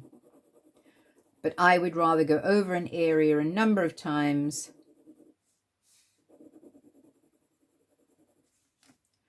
and as I work towards this side, I want to be a little more gentle, because that's going to be somewhat more highlighted. It's not going to be left as much as that, but it is going to be somewhat more highlighted. So I'm just being a bit more gentle, and I'm still trying to keep that crissy-crossy action. It does chew your pencil. And because you're working, well, I'm working quite small, it is worthwhile keeping the point as sharp as you can for as long as you can. It just allows a little more control. So you know exactly where you're putting what. Right, let's turn that around. You can see it's really a subtle difference. It's not hugely different, but it is there. Okay, let's get a little on the top of his head as well. As I work my way up to the top here, I am aware that this may be catching a little highlight. So again, just a slight difference in the pressure.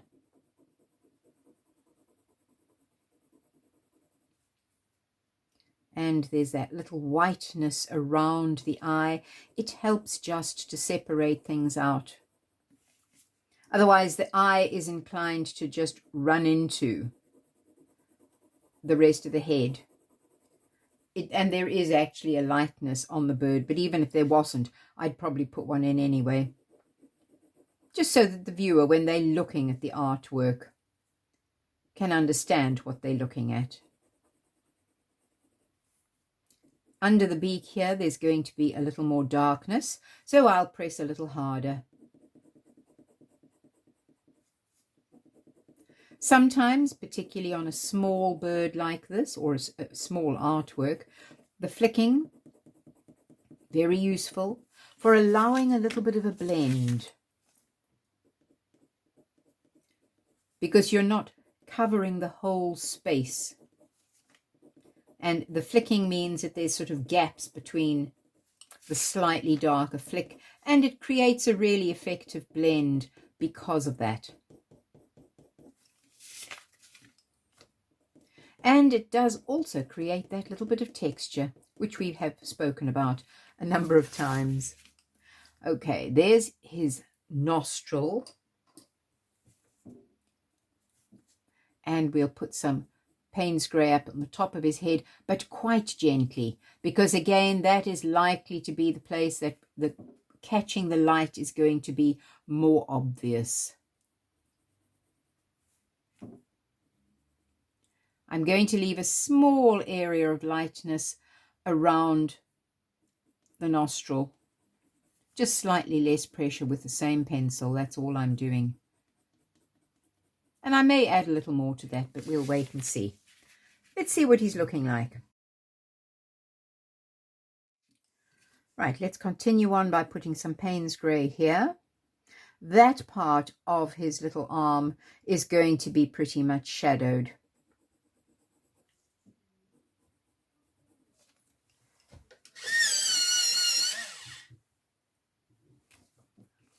I may leave a very faint lightness between an area of similar tone as we have spoken about before.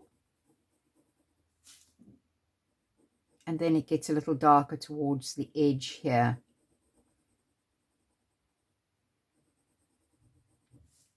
It's really small, but it does sometimes just help visually. I have done it on this other penguin as well. You can see there just that very subtle light area that's left between that darkness and this darkness. It just creates a little visual space. I think I can have a little more dark there just looking at it. But again, keep the crissy-crossy stroke to keep the liveliness. Let's put a bit on this arm here as well. This wing.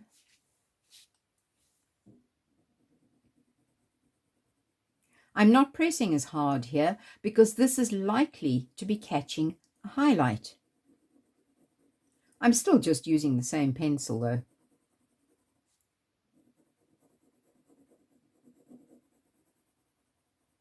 And I still want it to look dark, but I don't need to press quite as hard.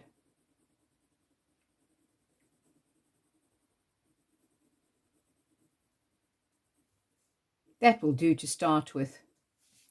I may need to refine it as I go along. Okay, now we need to get some colour on the inside of the wings there. Now what you have to be a little cautious about is as you are adding the colour is you don't want it to pop forward quite as much as these do.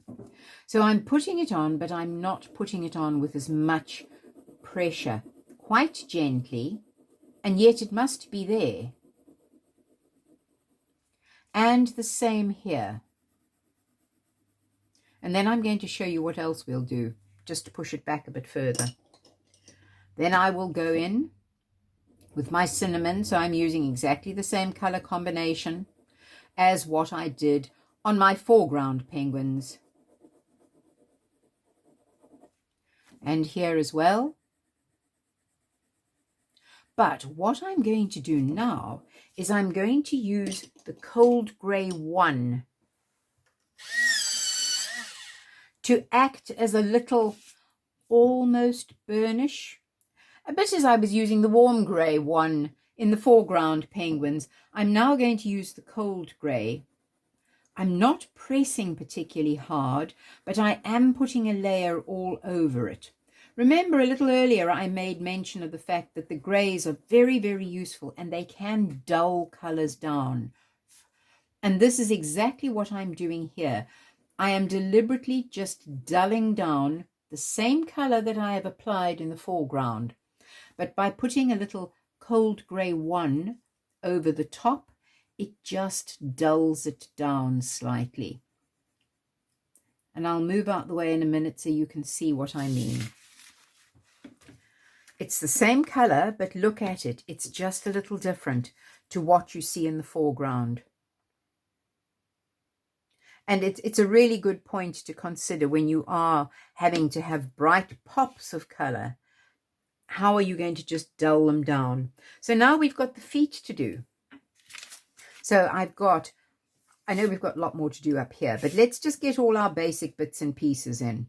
You know exactly where I'm going now, having watched me do that one, and now I'm doing exactly the same, but with a subtle difference. So I'm putting on my lovely bright yellow, because his feet are still yellow, round the toes and everything. I'm going to be using exactly the same colours. Let me do the toenails so they're out the way. Now over here I used dark sepia. On these toenails I'm using Payne's Grey, and I'm not pressing quite as firmly, but they are still going to be there and in sufficient detail. It's not as if this background penguin is miles away. What I am not going to do is I am not going to bump up the highlights with Milky Pen. They are still there. I have left them there, but I'm not going to bump them up with Milky Pen. Here, very subtly, I bumped them up with Milky Pen, so they've got a little extra shine. There I'm not. Again, up to you, but I'm not going to do it. All right, so now I'm going back in with my terracotta, exactly the same as I've done all these other feet. And I'm going to put some terracotta here just as the start of creating some tonal value, because even though he's in the background, he's still got to have tonal value. But just an application is just a little more gentle. And there as well. And I am now going to go over that little leg with my cold grey. As I did under the wings here, before I put any further tonal value, I'm just going over it. So it's almost like a little mini burnish. It just dulls it down somewhat. I'll just go over the toenails as well, but they're really small. So it's more like a line than anything else. Just to dull it down. I know I'm going to need a lot more tonal value, but at this stage that will do. So now what I'm going to use to add the darker tone, I'm going to use a cold grey 5. Remember when I was adding the tone on the foreground ones, I was using walnut brown, which is a lovely warm brown. I'm going to use cold grey 5. I think the Payne's Grey may be a little too dark, so I'm going to work with my cold grey 5. And I'm going to add my darker tonal value with this. It still gives me a dark tone, but it's not quite as dominant as, for example, the Payne's Grey would be. We will use more Payne's Grey at the bottom as we go along, but this will just give me that slightly darker tone. I don't want the feet to pop forward. I'm continually looking at this foot and this foot to make sure that these in the background stay actually just that in the background.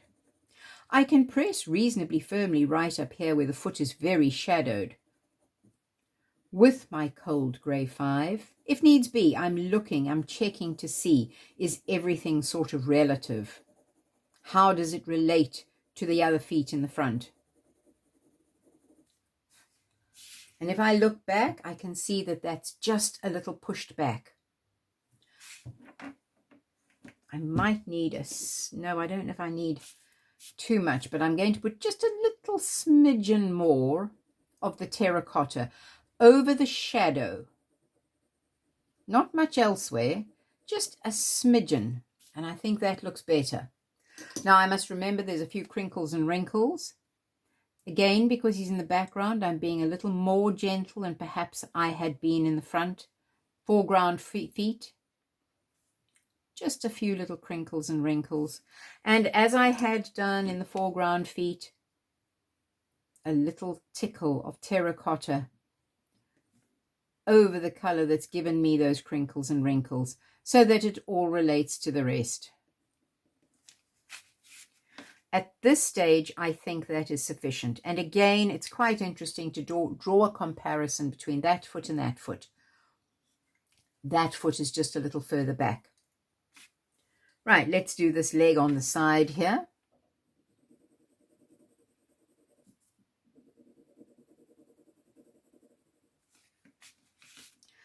You can see I made an adjustment. I had decided to make it fatter. I don't quite know why I had such skinny legs to begin with, but I did. And I will use the terracotta on the side, the shadow side. I'm not worrying about that line. It's all going to sort of disappear anyway. And I'm using the cold grey for a bit of a burnish, just to push the whole thing back. Then I will use the cold grey 5 as my tonal colour, to put a bit of shadow under this feather here and down the shadow side. This particular foot, there's not much of it visible.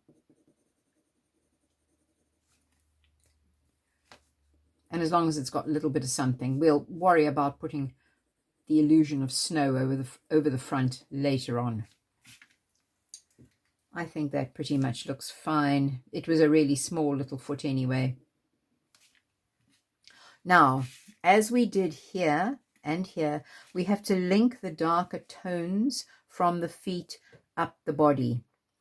I'm going to work with my cold grey 5, but I think I probably will need a little Payne's grey as well. But I want to be quite cautious. I don't want to bump it up too much. But I do think I will need little Payne's grey on the side here. So really, very much as I did here. There I worked with dark sepia, which is a brown and consequently subtly warmer. Here I'm working with Payne's grey, which is just subtly cooler. And I'm just going to go up the side there. Let me turn it around. And quite gently, I can always, as I mentioned earlier, I can always go back and put an extra layer if I feel it needs further tonal value. I don't want to take the Payne's grey too far in because it is reasonably strong, and I'm trying to compare it to that the whole time, and I see I'm going to have to be quite careful. It wants to pop forward. It wants to be strong. If you find that you have inadvertently gone in a little too hard, just get your cold grey 1 and put a layer of cold grey 1 over the top again. Still crissy-crossy. You don't want anything too smooth. You don't want the smooth blending. And you can see that just tactfully pushes it back. There will be areas I am going to change to the cold grey 5 because it just makes it a bit softer. But I do still need enough tonal value because I've got to relate it to the dark I have at the top of the head. It's all about relating the tones more than anything else. You can create an artwork with happy, jolly, dancing penguins with no colour at all. As long as you have your tonal value correct, it's still going to look good. But if you haven't got the tonal value correct, it can look dreadfully flat. And that is a style that many artists relish. So it's not as if you can't use it. But in this kind of example, I shouldn't think you would want flat penguins. So tickle this way and that way. You'll notice I'm really doing it very gently. I'm trying to compare that with that the whole time. It is easy to make it too dark, but thank heavens for the light grey, and I'm just going over, particularly over the edge there, just with a layer of that. Crissy-crossy all over. And then I'm going to use the darker grey just to pull it in a fraction, because it does need to come in just a little bit further so that my entire penguin looks rounded. But you can see it's that crissy-crossy action. I know we need to put a fair bit of dark at the bottom here, but I'll just finish this side and then we'll move over to the bottom. That little arm is going to need a fair bit of darkening down, but I'll just be patient and finish this first. It's a good idea, and it's my opinion only, but it's a good idea when you are working on something like doing his tummy here, to try and finish the tummy. Because if you're inclined to hop all over the place, you're also inclined to never finish one area completely. So it sometimes is a good discipline. But then again, some artists prefer to hop all over the place. So I'm not saying either way is right or wrong. It's just what I think. Okay, let's get some dark down the bottom here. But I've got to compare it. I don't want it as dark as that. So I'm putting in the Payne's grey, but really gently. I can always put more in if I want to. I'll turn it the right way around just now so we can have a quick look and see how we're going. I know it's going to have to come up higher, but I think the Payne's grey would be a little too strong for that, and I will use just the cold grey. Notice I'm still using that crissy-crossy. I know I sound a bit like a stuck record, but it really is useful that you do not become too straight and even. Even with the crissy-crossy, I sometimes look at the finished article and think, goodness, that's a really neat penguin. It's one of the problems, for want of a better word, of the medium of coloured pencil. It's really easy to make things look very neat. Right, let me change straight away to the grey, which is not quite as strong, and just bring it up a bit higher. Just a little way, this way, that way, crissy-crossy. And then I can decide if there's any areas, like there's almost a line down there, which, although I tried really hard for it to not to happen, sometimes these things do. So I'll go over with my lighter grey, and if I just flick it through and over that line, I seem to manage to get rid of it. We'll just go up a little higher here.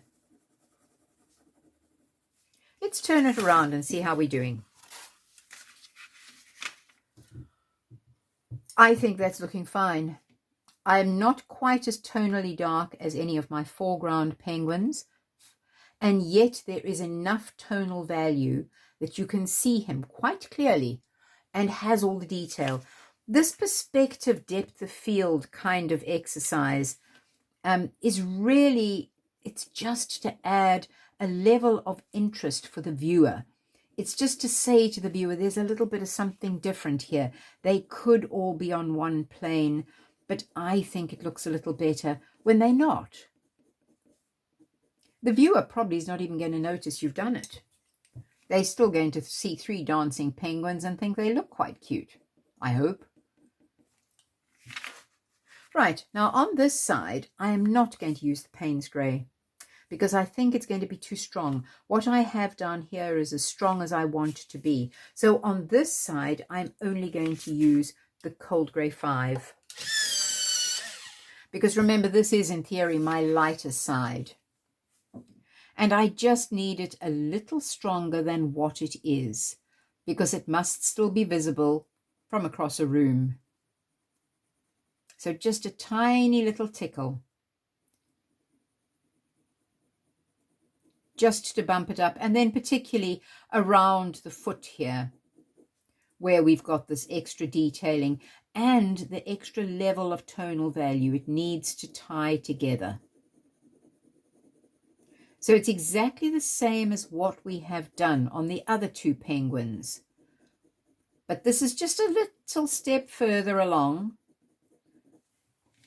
And it's a slightly lesser degree. It's all about pencil control and visually keeping an eye on what it is that you're doing. And it's what makes your work uniquely your own, how much you do and don't put on. I am inclined to be slightly heavy-handed with my tonal value, but that's what makes my artwork mine. You may slightly be more gentle with your tonal value, and that's what makes your artwork yours. It's always quite fascinating, I find. I think I need just a little bit more. Notice I'm just working with the grey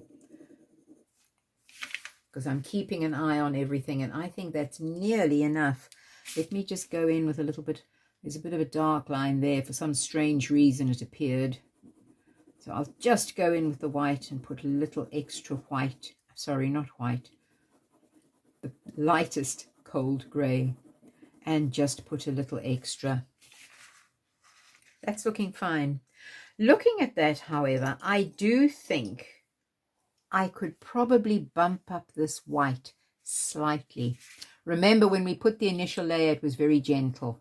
Now, I'm not going to go wild. I need to compare things, but I am just going to bump it up a fraction. So just another layer.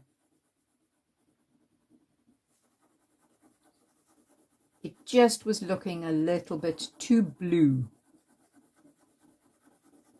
And I'm not putting it on particularly evenly. Again, I want to just break it up a little.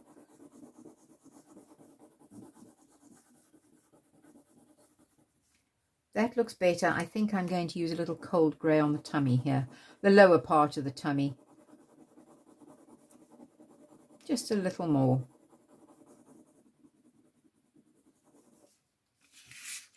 And I think that's sufficient there. Right, what I do want to do, and I'm going to use the grey to do it, is if you notice closely along the edge here, I have made the edge quite nice and feathery. So I'm just going to go in and make sure that that edge is also feathery. It's not a straight line. How feathery you do or don't make it really doesn't matter to any great extent. It's just that should a viewer come in for a closer look, they can see, well, it's not a straight line. And it's just a few little feathery strokes. Some of you may have done this as you were laying in the pencil anyway. Just a few little feathery strokes. And I will do, when I get to the top of the head, do exactly the same on the top of the head. If you notice, I've done it there and I've done it there. But it's just a few little strokes. Right, I need to do those armpits now. And I need to continually compare my level of tone that I've got in there as well. So I think the Payne's Grey may be a little hard on this arm. So I'm going to go in with my ordinary grey.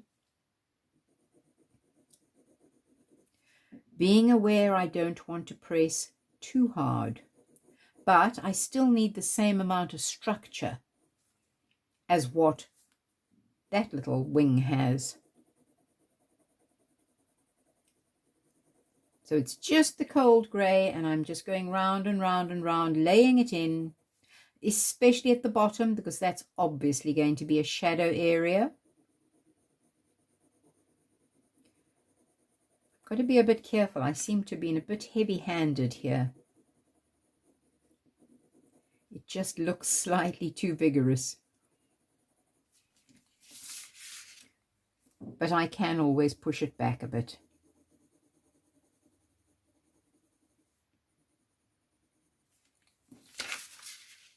Okay, I'm going to go over the top to help all the blend together with my cold grey 1. And I think that will just help push back this section here where I've been just a bit too vigorous. So I'm keeping an eye between that, sorry, I hope you can see it, that and that. And I'm looking to see that there is a visual difference.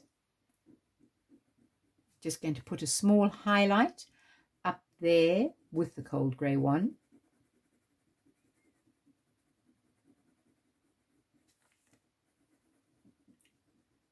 And I think that's looking okay. This one is definitely more vibrant, and yet this one still has the same amount of information for the viewer. Let's turn it around. I think I could refine that a little bit. Just looks a bit clumsy somehow. That seems a bit better. A little more cold grey one, almost as a little burnish. This arm is going to be quite dark because there is a cast shadow from the body. So I am going to go in with a little Payne's grey on that arm. I'm going to leave that very small lightness between the darks, just really tiny. And then I'm going to put this layer of Payne's grey. Now it's quite a tricky one because I've got a highlighted arm in the front penguin here. How dark do I make the Payne's grey? I'm going to have to just judge it and see what works, because I need to separate that and that. And I may need to resort to a line of white.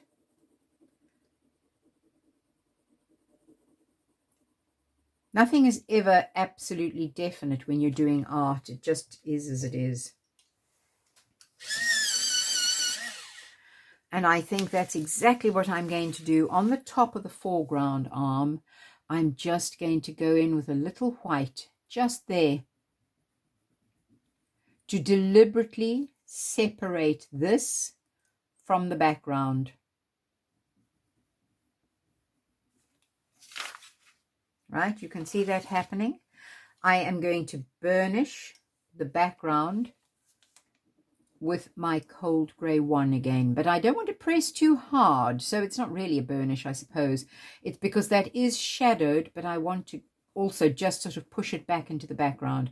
I don't want it to pop forward in any way because I want the foreground arm to be more obvious.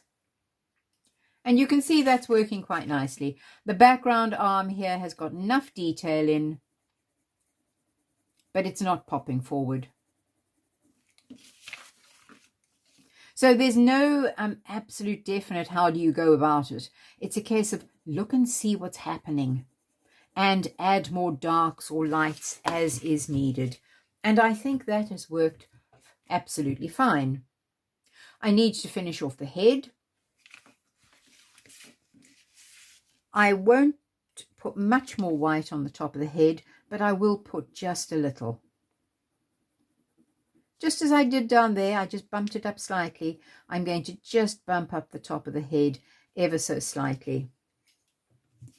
Now we need to do the beak, and we're going to do it the same way as you saw me work that one in the fast forward. I'm going to put the colour on because he still has an orange beak. Well, the lower part of his beak is orange. I am going to go over it as I did on the feet and on the wings with a little of the cold grey one, just to dull it all down. It just makes the orange less intense. Then, as a tonal colour, I am going to use the cold grey at the bottom. And just tickle it upwards, and as I did on the toes, I will use a little tickle of terracotta over the grey to warm it fractionally, but I don't want it too warm because I don't want the beak to pop forward. Let's twist it the other way so I can put the gape in.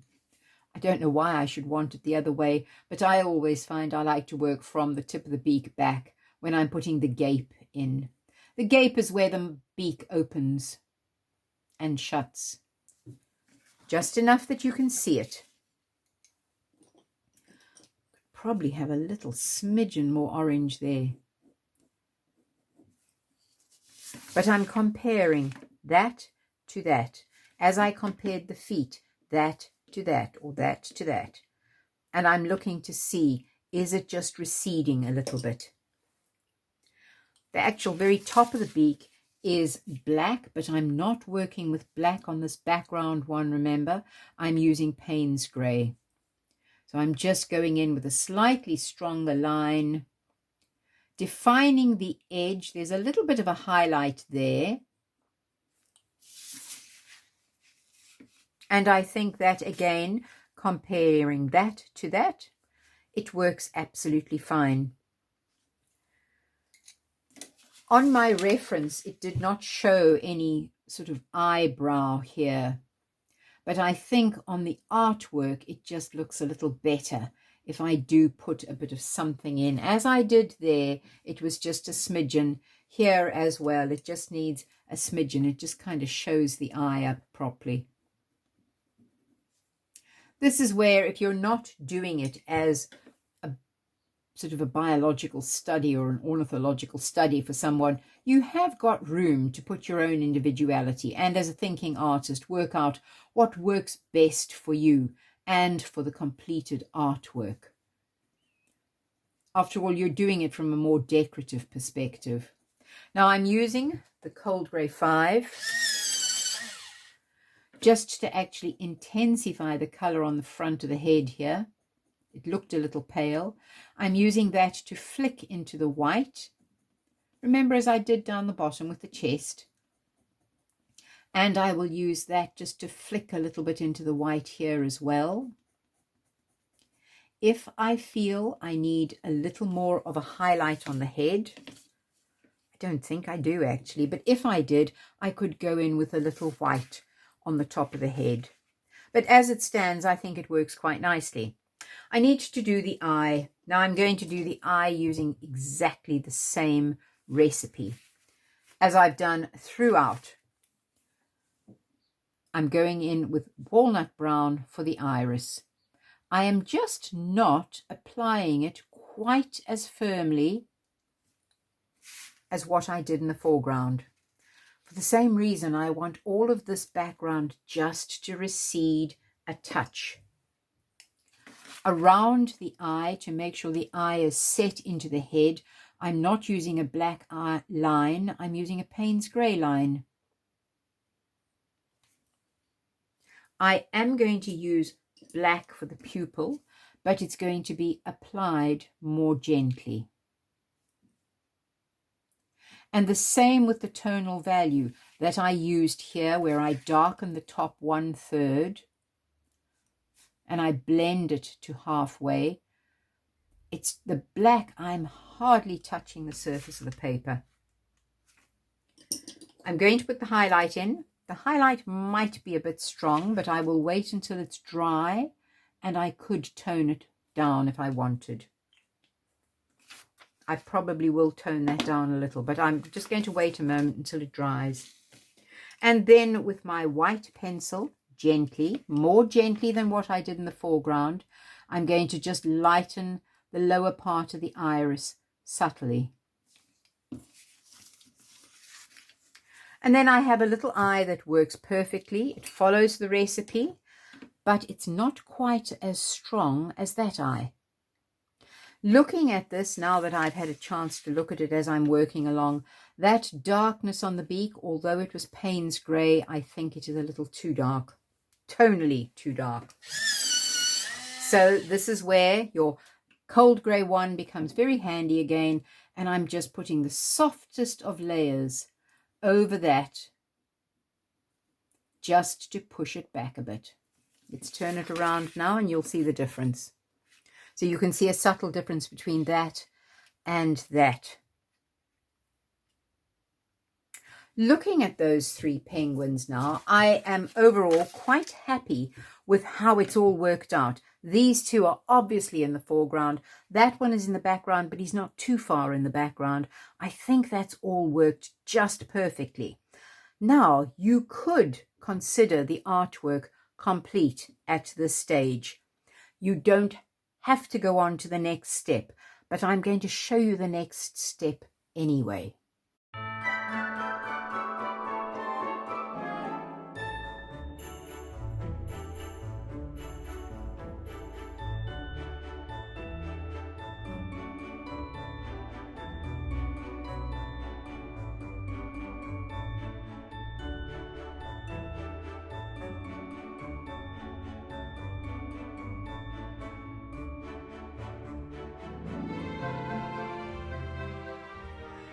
Right, now if you want to have a little bit of fun in the colors that you have used, you can, in the foreground penguins, add a little bit of something different into the shadow areas. Now you are only going to add it into the shadow areas.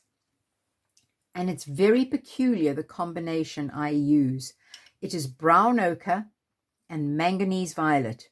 Now remember, I did say this is entirely optional. You do not need to do it, because if you followed all my instruction and you've got to this stage, they will have worked and they're absolutely acceptable. But it often is quite fun to add a little bit of something into the shadow areas.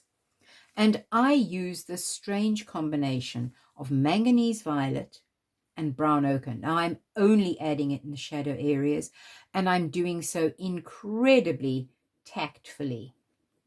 What it does in the foreground penguins is it makes the shadow areas even a little more warm.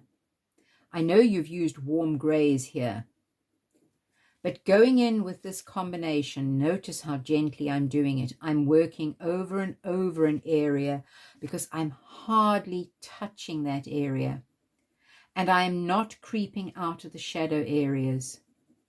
If you're inclined to creep out into the white, you're going to end up with a very strange colored penguin. You want to just stick to your shadow areas. And it is a subtle inclusion of color. That is not necessary, but if you do add it, there is a little difference to the completed work. I don't even know if it's going to be visible on the video. I really don't, even if I zoomed in, because I'm doing it so gently. I know you don't want to do it hard, but there is just this subtle difference if you make your grays more interesting. And why the combination of the manganese violet and the brown ochre should work, I don't really know, except they are opposites more or less on the color wheel, and so are quite pleasing together. Now I'm going to zoom a little closer. I don't know if you're going to actually be able to see it. Down here where I have added these ever so gentle layers, there is a little more warmth than what there is on this side. I'm looking at same levels of tonal value. A little more warmth here than there is there. Again, not essential. Once I have added those warm layers, I normally will go in with just a tickle of either white or the warm gray. Just a tickle. But notice I'm not creeping out of those areas at all. So I'm going to continue on, just going in very gently with my manganese violet. You can see how gently I'm applying it. I really am just tickling the surface of the paper. And I'm only doing it in the shadow areas. Please do not go out of the shadow areas, because otherwise you're going to have a multicolored penguin. I'm not adding it smoothly. You will notice I'm still using that subtle crissy-crossy action. And there may be areas, if I could magnify it further, which I obviously can't, where actually my manganese violet and my brown ochre are actually next to each other as opposed to over each other. It just seems to work. And it adds a little bit of variety to the shadow, because otherwise the shadow on some things can become a little boring. So if you tickle in other colors, it just becomes a little richer. Now, I don't know if you can see the subtle difference between the shadows down here and these which are further up. It's not screaming at you, but honestly, I think it's worth doing. You may or may not agree with me. So whilst we're on this area, I'm going to do exactly the same, and I'm going to work it all the way up there, and I'm also going to put it on this one. On this penguin, however, I'm going to put some blues. Remember, I did speak about this pencil, which is not essential, but is very useful, called Blue Grey, which is in the Derwent Artists range. And I'm going to do the same technique as that, using the Blue Grey and possibly the dark indigo. The dark indigo can be quite strong. So I'm going to go into the Blue Grey first.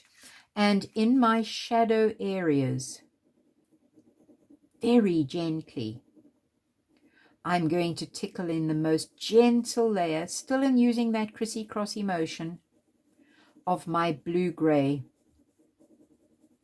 Again, just the shadow areas, nowhere else. And I may also go in with a little of the dark indigo,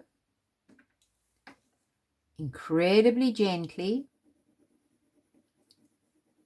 And by using these slightly warmer and then slightly cooler colors, I am reinforcing my perspective technique.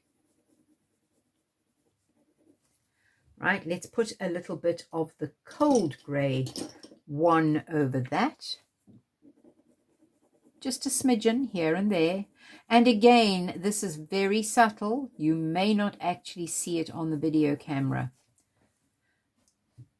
But you can see a slight difference between that and that. I show it to you. It's not something you have to do. I did mention that earlier, that actually you could leave it exactly as it was. It worked perfectly. But it's something that I like doing because I find it quite worthwhile. I invite you to watch while I continue on.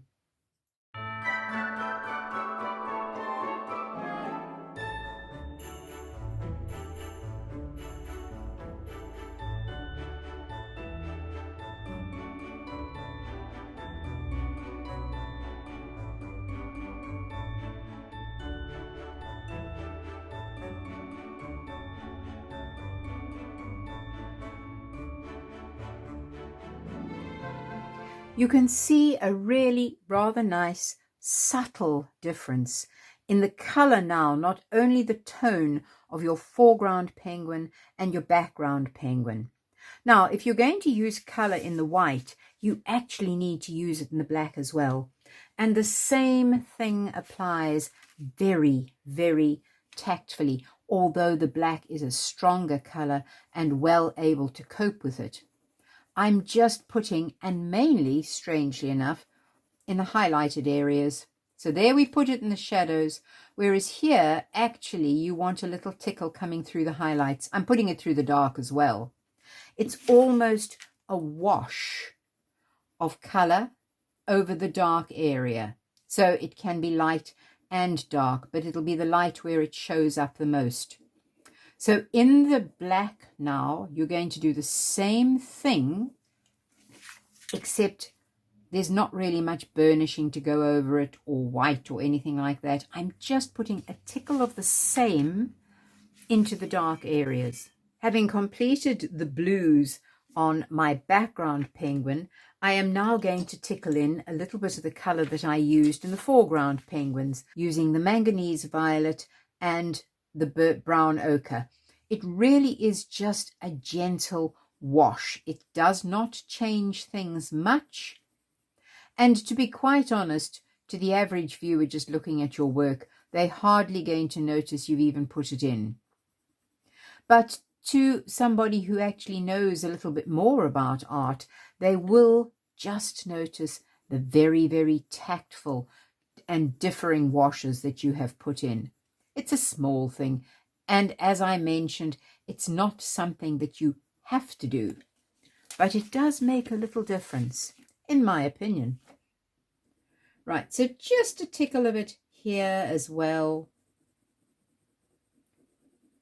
And a little bit of the brown ochre. I'm not having to go over it in any way. The darker colors cope with it very, very easily. It doesn't really matter whether you put the brown ochre down first or whether you put the manganese violet down first. If you're doing it on a white piece of paper, it actually does change the color slightly, but not enough that you would notice when you're doing it here. Just tickling a little through that highlight that I put on a little earlier. And it's just a really subtle warming up of the black. You don't want to press too hard that it yells at you. Obviously, there are some times that you actually can put it in with a bit more oomph if you really want to make a slightly different effect. But here we don't want anything to yell. It's just nice to know that if you were doing something else, that you were using black and white together. Any colors that you do put in the white, you should, in theory, put the same into the black as well. So it's really just to remind you for future exercises that you may be doing individually. It's not nice to know that that is what is really a good thing to do. And you can hardly see it. I'm very close to it. I can just see the subtle differences, but I don't even know if you would notice it on the video. But I know I've done it, and that's the main thing. I'm going to tickle just a smidgen through the head here. There's not much of a shadow area, to be fair, but there is that little bit just around the eye. So it's the merest of tickles there. Let's just go over that slightly. The merest of tickles. And no, you're hardly going to notice it there. It's hardly worth doing. Not on that position. Right, let's turn that around and have a look at it. If you have made any slightly grubby marks, kneadable eraser is really, really useful in just neatly cleaning up. But if you've been working carefully, as I suggested at the very beginning, and keeping your hand on a piece of paper, the chances are you really aren't going to make anything terribly grubby. Sometimes the black dust from the head will go up a bit and you may need to clean up these edges just slightly, but nothing that really is a problem. I see there's just a bit of grubbiness around this head for whatever reason. But to be quite honest, you would notice it because you're working so close to it, but I don't know if anybody else would notice. A little bit here and there, and then I would say it's ready for some ground.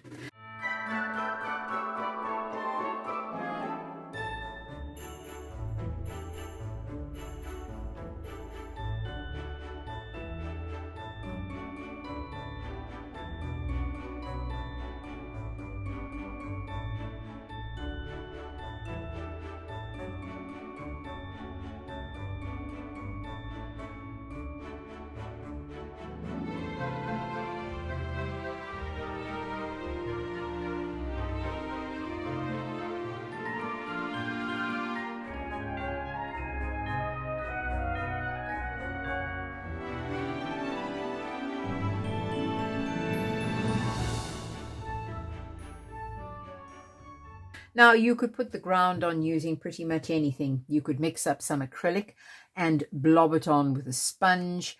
You could use colored pencil.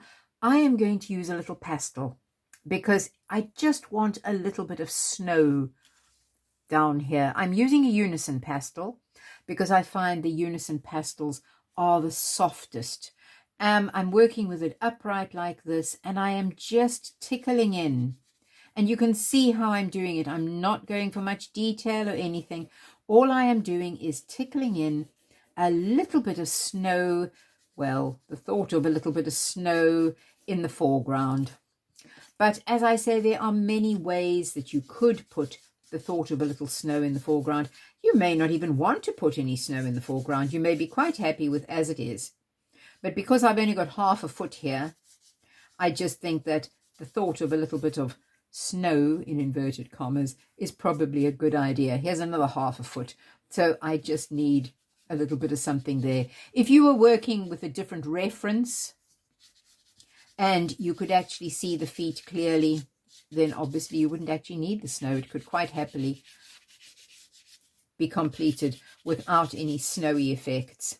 You could make the snow a little more glittery if you wanted, but I think my slightly shiny spots that I have around about, to be quite honest, I think are perfectly adequate. And that is really all that needs doing. You don't want to emphasize the snowy ground much. It's not supposed to be the focal point. Your little happy penguins are. And I think that is pretty much done and dusted. And so I would consider this artwork now complete.